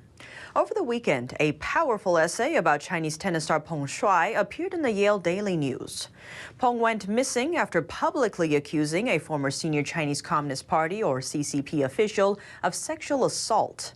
The Yale newspaper had to publish the column anonymously. That's because the author of this piece is a Chinese student at Yale with family in China. The newspaper has granted the student special permission and says the student, quote, might be harmed by the piece being published with the author's name. In the article, the Yale student voiced strong concerns for Peng's safety and called on the international community not to allow her to be buried and forgotten as the CCP planned. The editor-in-chief of Yale Daily News, Rose Horowitz, tells Voice of America that the decision was not made lightly. She says it was based on sufficient evidence that Beijing has been using advanced softwares to track and silence overseas critics. One of their top targets is Chinese students studying abroad. The Chinese regime says it wants to host a Green Winter Olympics, but the host city Beijing is very prone to smog. The city is still preparing for the worst as the opening ceremony looms. Dhruv Tikikar reports. China is preparing to hold what it says will be the first ever carbon-neutral Winter Olympic Games in February, but concerns over air quality loom over the host city, Beijing. Authorities have warned that winter smog risks there remained severe. All 26 Olympic venues are spread out between the capital city and the surrounding Hebei province, collectively a region dominated by heavy industry. Hebei has vowed to, quote, transform and upgrade that economy. Since being chosen as the host back in 2015, China has planted thousands of hectares of trees in Beijing and Hebei province, built sprawling wind and solar farms, and relocated hundreds of enterprises. Authorities denied, however, rumors that heavy polluting industries in the area would be shuttered ahead of the Games.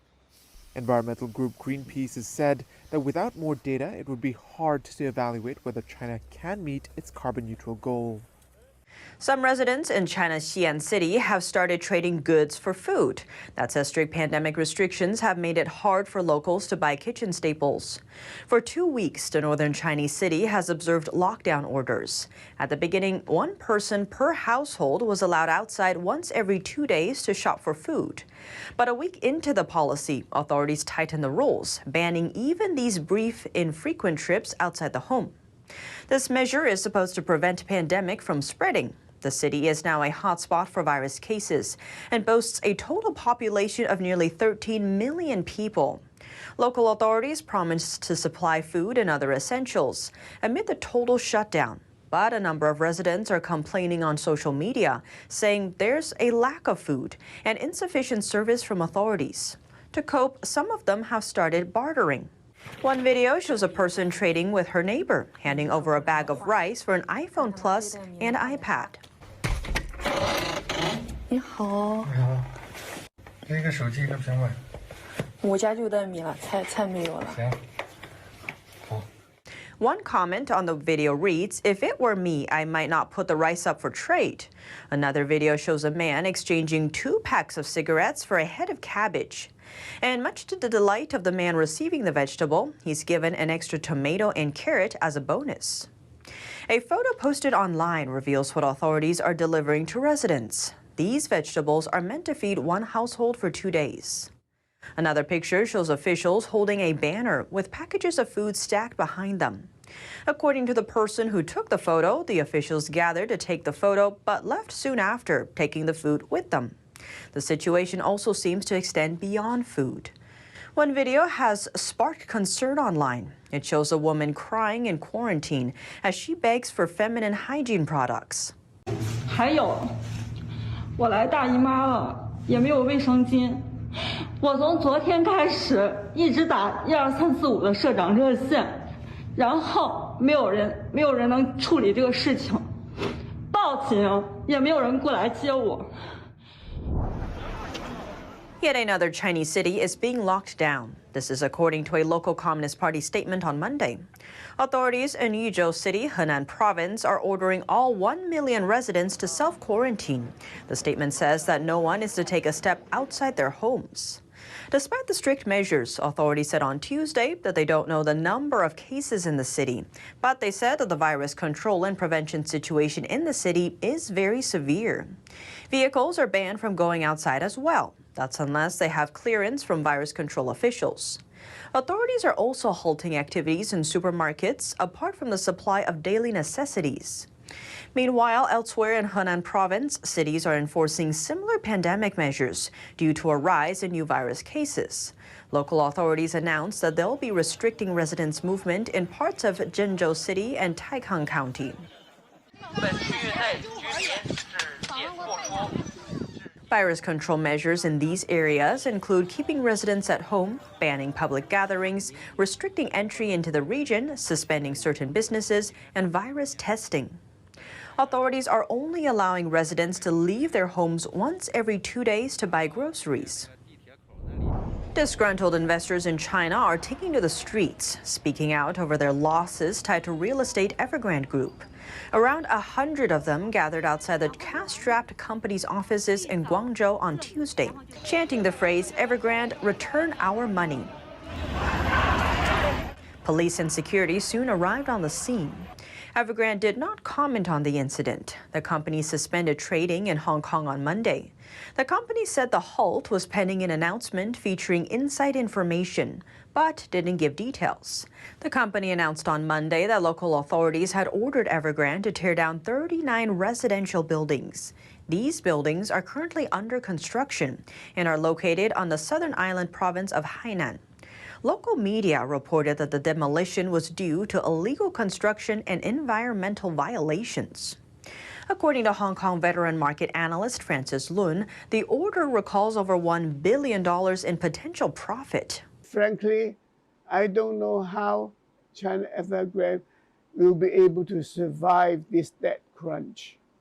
The company is now drowning under $300 billion in debt. One of the big three ratings agencies, American Fitch Ratings, declared in December that Evergrande had defaulted and downgraded its credit ratings. Evergrande has failed to meet multiple debt payment deadlines. The passing of the latest deadline gave the indication that the company had met its obligations and rattled stock prices last week. Shares of Evergrande plummeted nearly 90% last year. Hong Kong authorities sentenced a pro-democracy activist to 1 year and 3 months in prison on Tuesday. It was for organizing a vigil commemorating the 1989 Tiananmen Square massacre. Before June 4th last year, Zhou Xingteng submitted an application to hold a gathering for the anniversary, but Hong Kong police denied the application, citing virus concerns. After it was rejected, Zhou posted online. She called on Hong Kong residents to commemorate the massacre by lighting a candle wherever they are. The Hong Kong court said that Zhou broke the law by inciting others to take part in an unlawful assembly. Zhou represented herself in court. She argued that she called for candles to be lit anywhere in Hong Kong and was not calling for a rally. Meanwhile, also on Tuesday, Hong Kong leader Carrie Lam rejected claims that press freedom faces extinction in the city. This despite a recent police raid and arrests targeting a pro-democracy media outlet.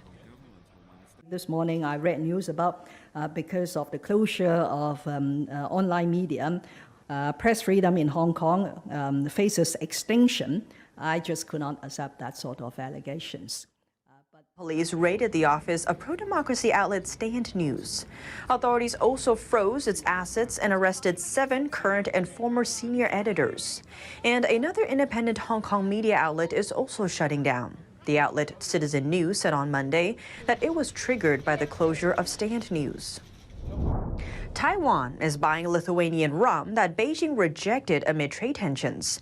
That's more than 20,000 bottles. The story began last year when Taiwan opened a de facto embassy in Lithuania. Communist China claims self-rule Taiwan as part of its territory and prevents other countries from building diplomatic ties with the island. Although Lithuania and Taiwan do not have official diplomatic ties, opening the new office means deeper ties between the two. Then, in early December, Chinese customs removed Lithuania from the list of countries in its system. The European Union stepped up and accused Beijing of blocking Lithuanian exports. Beijing denied the accusation and later put Lithuania back on the list. But Lithuanian exports to China still cannot get cleared. In December, Taiwan learned that over 20,000 bottles of Lithuanian rum were drifting at sea and blocked from China. Taiwan's state-owned Tobacco and Liquor Corporation soon connected with the seller and bought up all the liquor. The rum is scheduled to hit the Taiwanese market by the end of January. On Monday, the U.S. and 8 European countries showed support for Lithuania against Beijing's economic coercion. The 8 European countries were all part of the communist bloc. Together with Lithuania, they built a political alliance a couple of years ago in reaction to Russian aggression. The new government of the Czech Republic is expected to take a tougher stance against the CCP. The new government of the East European country took office in mid-December, and the new foreign minister, Jan Lipavsky, is making no secret of his hawkish view on Beijing. In October, he called out Russia and China as both a threat to the Czech Republic, and he argued that his country's foreign policy has to properly reflect this. The foreign minister also showed that he wants the country to turn west. He vowed strong cooperation within the European Union and NATO and pledged to pursue a renewed human rights tradition. NATO is a military alliance between the U.S., Canada, and dozens of European countries. The minister last summer called for China to be excluded from bidding for contracts for a Czech nuclear power station. He also supported better relations with Taiwan, calling the democratic island an important economic partner that's many times more important than China. The new government's attitude towards the CCP is in stark contrast to the path taken by its current president and former prime minister. Both were more friendly to the CCP and Russia, while being more hostile towards the U.S. and the EU. A political analyst told Politico that the country's current direction marks in symbolic terms the end of post-communism in the Czech Republic. Now, on a lighter note, with another tough year behind us, families are finding hope in a premiere classical Chinese dance performance.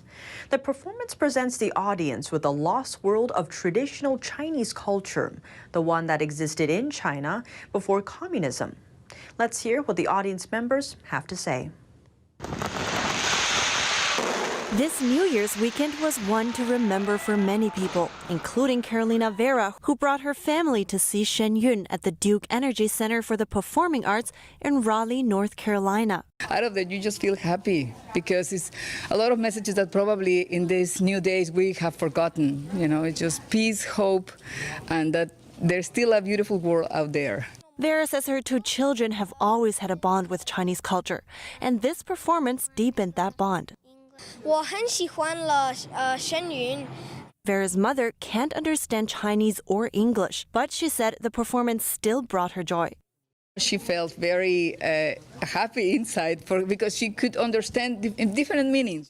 Shen Yun draws inspiration from China's 5,000 years of civilization. What I like about the entire performance that I've seen so far is this sense of the continuity between traditions going back thousands of years and the current situation that people face today in China and around the world.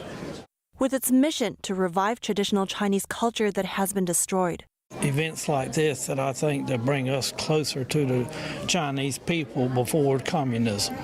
It was very moving because it just was so real and raw, and it didn't, you know, a lot of times when you go to performances, there's just not a lot of depth, and there was just so much depth to the story and to the history, and just we learned so much. Some audience members said the performance can unify people. I think bringing people together, the celebration, elevating the soul, elevating the mind. One of the consequences of the pandemic is a lack of connection. People physically and emotionally being separated from themselves. And I think that a performance like this that shows performers all together on the stage acting in concert, telling a story and being in perfect synchronicity, I think that's a symbol for what we need to get back to post-pandemic. I think this is a message that needs to go out to everyone. That in this world we're all alike. We're just all alike. Shen Yun will be performing in 7 states throughout the U.S. and in Europe this week. And that's all for today's China in Focus. Thanks for watching and see you tomorrow.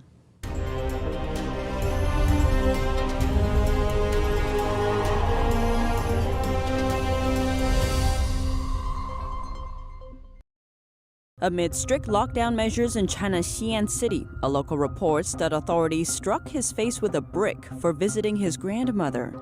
The city has deployed almost 30,000 virus prevention personnel to the streets in an effort to completely eliminate the pandemic in the city. Tesla is opening a showroom in China's Xinjiang region, the area at the center of Beijing's human rights abuse allegations. China promises to use less coal starting 2025. But ahead of that deadline, the country put its largest coal-fired power plant into operation, armed with an ambitious 2025 production goal. And one of the last remaining independent news outlets in Hong Kong shuts down, dealing another blow to press freedom in the city.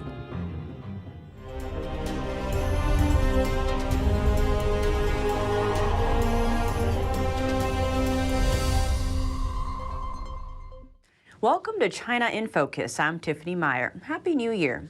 Before we start with today's daily news, we have a short announcement. As you may already know, YouTube has demonetized us for about a year. That means our ability to run ads or earn money on YouTube has been taken away. So if you like our coverage, you can donate to show your support. Here's how. In the description box down below, there's a link that will take you through the entire process. Thank you for your continued support, and we look forward to providing you with more insights into China in the year ahead. Let's turn to China. It's day 12 and counting of the strict lockdown measures in the city of Xi'an, and it appears those measures are getting even harsher. This is after the Chinese Communist Party's vice premier declared she wants Xi'an to completely eliminate pandemic infections by January 4th. But health authorities may be facing an uphill battle in the face of that zero-case goal. Virus cases are still cropping up, and the rising numbers have led authorities to designate more districts as high-risk areas for infection. As of Monday, at least 2 more districts had their risk levels raised. In total, Xi'an is home to 3 high-risk areas and over 60 medium-risk areas. On top of that, the city is beefing up its medical facilities. It opened 3 hospitals and added 3,000 beds for patients. With the vice premier's deadline fast approaching, local health authorities are enforcing mandatory quarantine rules. Online videos show authorities driving dozens of large buses, transporting people out of their homes en masse and into quarantine facilities. One Xi'an local tells NTD that the conditions at these facilities are poor. If they find a suspected patient, the person will be taken away to the quarantine facility. In some cases, residents of an entire building are taken away. And the quarantine conditions are particularly poor. There's no heating. The environment is very difficult. Nearly 29,000 virus prevention personnel have since been deployed to Xi'an. Because of the poor situation in the city, even Chinese Communist Party officials are being penalized. The Xi'an Evening News reported that a secretary from one district's party committee was removed from his post. The district's vice mayor has also been removed. With no end date to the strict lockdown in China's Xi'an city, some residents are feeling anxious, and some in the city aren't seeing signs of lockdown measures lifting up at all. In an online video, a Xi'an local says pandemic prevention authorities struck his face with a brick. In the video, we can see his face bleeding.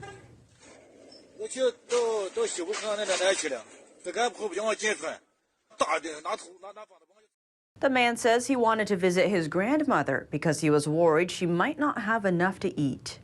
And in another video, authorities were seen roughing up a local resident who went outside to get food. The man was holding a bag of steamed buns in one hand while filming pandemic prevention personnel with the other.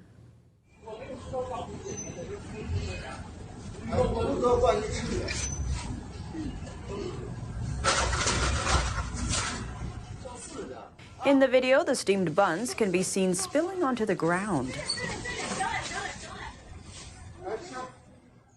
As strict lockdowns continue in Xi'an City, NTD asked some local residents on how they feel about the measures. Some say they think authorities don't really care about the people and are just following orders. NTD's Don Ma has more. Described as one of the harshest citywide lockdowns since Wuhan. What are Xi'an locals saying about the situation? One local tells us that the measures are becoming more strict as the lockdown goes on. We gave him a pseudonym to protect his identity. On the 22nd, after Xi'an was locked down, at first prevention and control was a little more lenient, allowing one person from each household to go outside every 2 days to purchase life necessities. Soon, on the 27th and 28th, it was completely locked down and no one was allowed to leave the neighborhood. Another resident expressed their discontent towards health authorities' virus control measures. We gave her a pseudonym to protect her identity. The police sealed people's doors. They're saying we can't get out. Now there's no food, no rice, noodles, or vegetables, and the phones aren't working. What can we do? But the police don't care. They only carry out the orders of their superiors. It's so bad. One local commented on the famine-like situation happening because of the lockdown. We gave him a pseudonym to protect his identity. This famine is something I really didn't expect. My ancestors are from Yan'an, and when I was a child, my grandparents told me about the famine they had. I never thought that people in the 21st century would still experience this famine. The food situation in Xi'an City is gaining a lot of attention. As of Monday, a hashtag saying grocery shopping in Xi'an is difficult has been viewed 400 million times on Chinese social media platform Weibo. Don Ma, NTD News. Two of the world's largest memory chip makers may be in trouble. They are warning that China's pandemic-driven lockdowns could disrupt manufacturing. Korea's Samsung and US-based Micron Technology are raising the concerns, warning that strict curbs in China's Xi'an City could disrupt their chip manufacturing facilities there. Chinese officials imposed tough travel bans on those looking to enter or leave the city. The rules took effect in late December. They fall in line with orders from Beijing to immediately contain COVID-19 outbreaks as they appear. The restrictions are also worsening global supply chain holdups. On Wednesday, Micron said the curbs could cause delayed supply for memory chips, specifically those widely used in data centers. The company added that the new regulations have resulted in staffing shortages at its manufacturing site. Samsung made a similar announcement the same day. The company said it would temporarily adjust operations at its Xi'an factories. These facilities produce NAND flash memory chips used for data storage. Market data provider Trend4 says the changes in Xi'an mainly impact smartphone and laptop makers. Samsung's Xi'an operation produces over 40% of all NAND flash products it makes. Pandemic control measures ruined the New Year's holiday for many people in Ningbo City. Ningbo is a major port city and industrial hub in eastern China's Zhejiang province. Officials reported 10 COVID-19 or CCP virus cases there on January 1st and 2nd. Due to the Chinese regime's history of underreporting cases, NTD cannot independently verify the numbers. The virus cases immediately triggered harsh response measures. All flights and trains from Ningbo to Beijing were canceled, starting from New Year's Day, and they will not resume until further notice. So why Beijing? The Winter Olympics is happening in a few weeks. To make sure the Games are held successfully, Beijing has adopted extremely strict measures for people entering the city. Now, back to Ningbo. All bus routes in the city's virus epicenter have been canceled. Many local public venues are closed, including internet cafes, movie theaters, and tourist attractions. But the city's port is still operating as usual. Local officials say the confirmed cases were mostly found at a local company. It's an original equipment manufacturer for famous sports brands. It exports to more than 30 countries in Europe, the Americas, and Southeast Asia, with customers including Nike, Adidas, and Uniqlo. It remains to be seen whether this will affect the global supply chain. According to Chinese state media, Zhejiang province dispatched 3,000 medical staff to Ningbo. The city now has over 7,000 medical staff, testing each and every person in the district with the outbreak. The extreme measures come from China's so-called zero COVID policy. Many residents question if the policy brings more harm than good.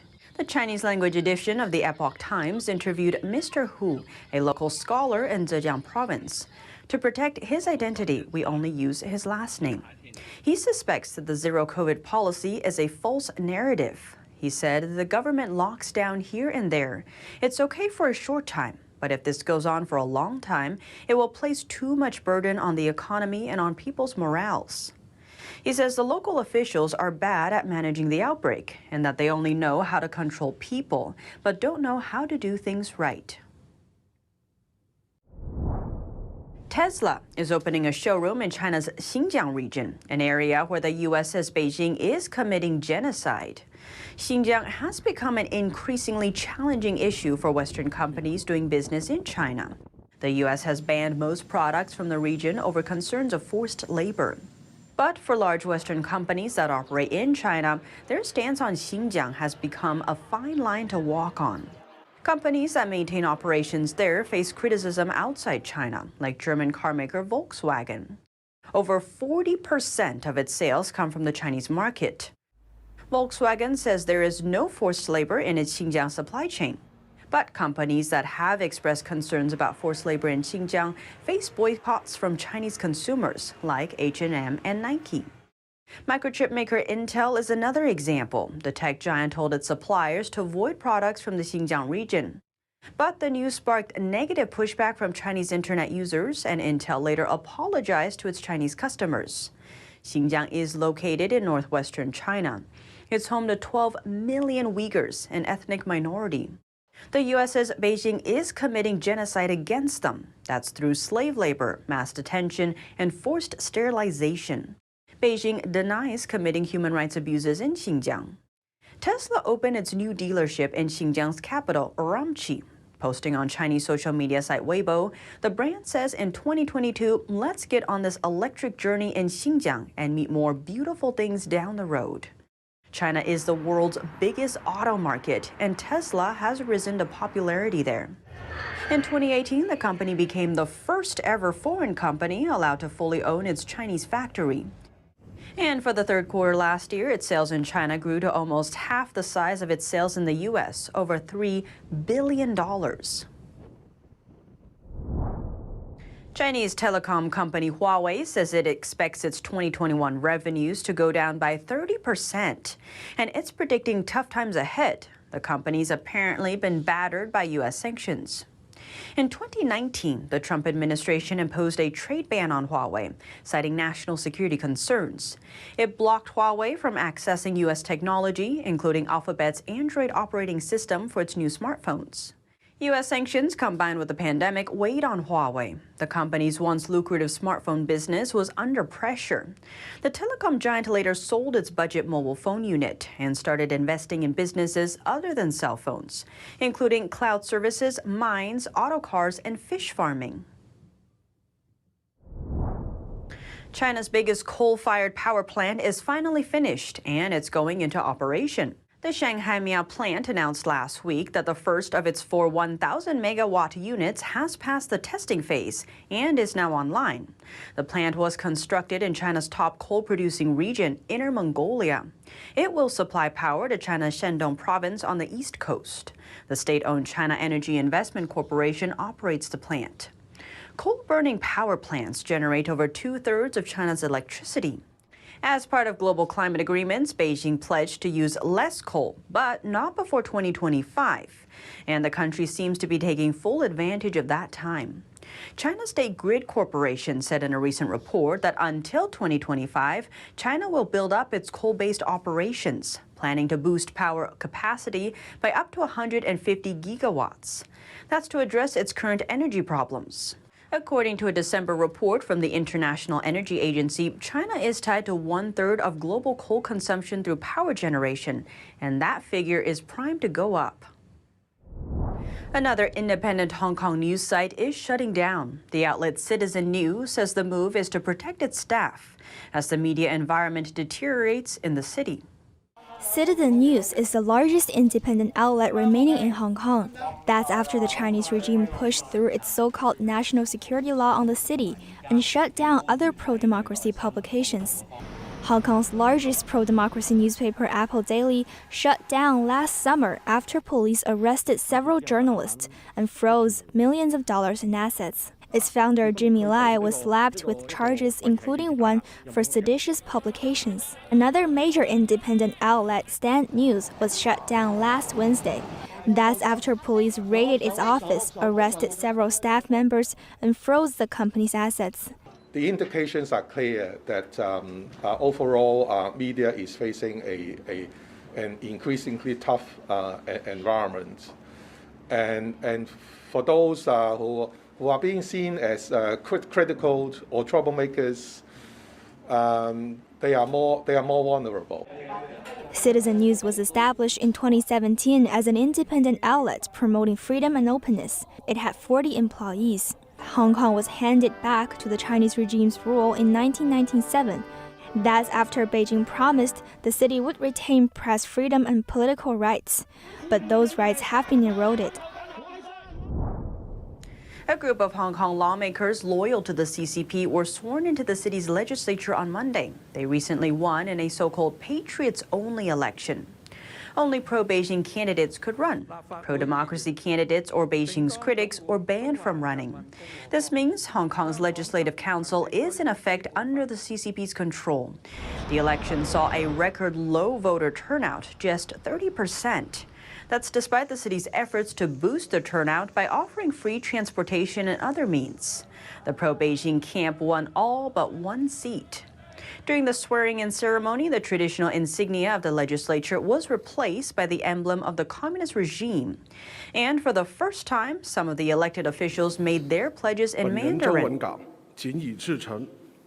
the language spoken in mainland China, instead of Hong Kong's local language, Cantonese. This past election is in stark contrast to the last free election Hong Kong had. Pro-democracy candidates won 90% of the district council seats in November 2019. But after the election, Hong Kong authorities arrested dozens of pro-democracy figures, and many remain in custody today. Some opposition politicians have also gone into exile. The Chinese Communist regime is asking talent agents and the actors they represent to swear allegiance to China's constitution, including those from Hong Kong and Taiwan. Authorities released a new set of guidelines called Measures for Acting Agents on Christmas Eve. It stipulates that acting agents must get certified in China. To do this, they have to pass a qualification exam starting next March. The regulations also require agents and actors to maintain what they call good political quality. The new rule doesn't explain what good political quality means. But in China, it's commonly understood that people with good political quality are those who remain in line with the Communist Party's policies. The rule doesn't stop at the border of mainland China either. It also applies to talent agents and actors from Hong Kong and those from Taiwan. Beijing does not rule the island, which is governed by its own democratic system. But there's a robust cultural exchange between mainland China and Taiwan, meaning some Taiwanese actors enjoy huge popularity in China. Taiwanese lawmakers are now warning artists about the risks of continuing to operate in China. Taiwanese legislator Rosalia Wu described the new rule as a big absurdity and another form of censorship. She says it goes against democracy and the freedom of thought. She warns Taiwanese citizens to think twice about whether to do business in China. Another Taiwanese lawmaker, Tsai Xing-ying, points out that Taiwan doesn't impose these kinds of restrictions on Chinese nationals, calling it the due respect to freedom of speech and performing arts. Tsai highlighted that respect as the key difference between democratic Taiwan and communist China. Kim Jong-un assumed power in North Korea 10 years ago in December 2011. How has the country changed under him? It is now better armed but deeply isolated and more dependent on China. Jason Albano reports. It's been 10 years since Kim Jong-un became leader of North Korea. He marks the third generation of his family to rule the reclusive state. At times throughout the last decade, the youngest Kim's actions have raised and ruined hopes of economic transformation or opening up. Let's take a look at his legacy so far. Kim Jong-un was born in the early 80s. He was hailed as the great successor after his father, Kim Jong-il, died of a heart attack in 2011. But before that, the young Kim was shrouded in mystery. Kim's reign so far has come to be defined by one thing: nuclear weapons. 4 of the North's 6 nuclear tests have been conducted under Kim Jong-un's eye, along with numerous ballistic launches. The entire United States is within range of our nuclear weapons, and a nuclear button is always on my desk. But Kim's fixation on nuclear weapons has come with a heavy price. As a result, the UN and others have slapped tough economic sanctions on his country. That stands in the way of a political breakthrough needed to improve a shattered economy and prevent millions from starving. North Korea has been working towards 2 huge goals: strengthening national defense and improving living standards. I think the living situation got worse because of sanctions and the pandemic. Kim seemed to embrace a different style than his father. He sought to win international respect and sanctions relief through summits with foreign leaders who repeatedly called for the North to denuclearize. This even led to unprecedented meetings between Kim and then U.S. President Donald Trump. But talks with America have since stalled. They wanted the sanctions lifted in their entirety, and we couldn't do that. Soon after, the North conducted its first missile test in years. At least Kim had one ally in the U.S. who supported him. Happy birthday to you. Happy birthday to you. Kim is known for displays of care towards everyday people in state media. But among those that have defected, some say that is just a facade.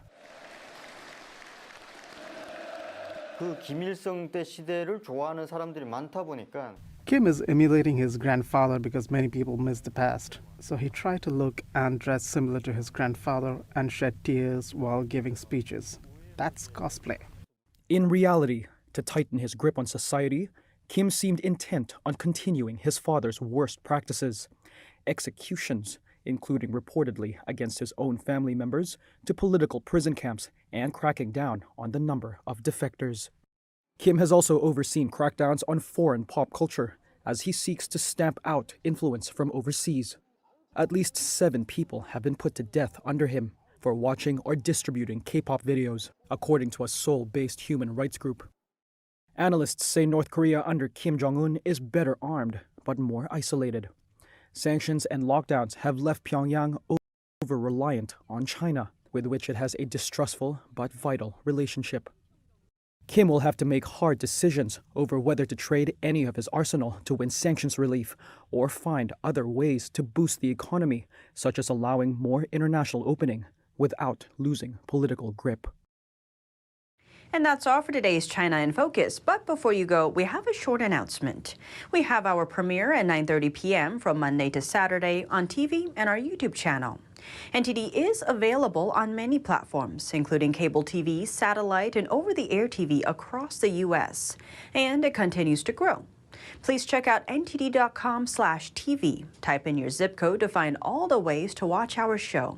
That's ntd.com/TV. Thanks for watching and see you tomorrow.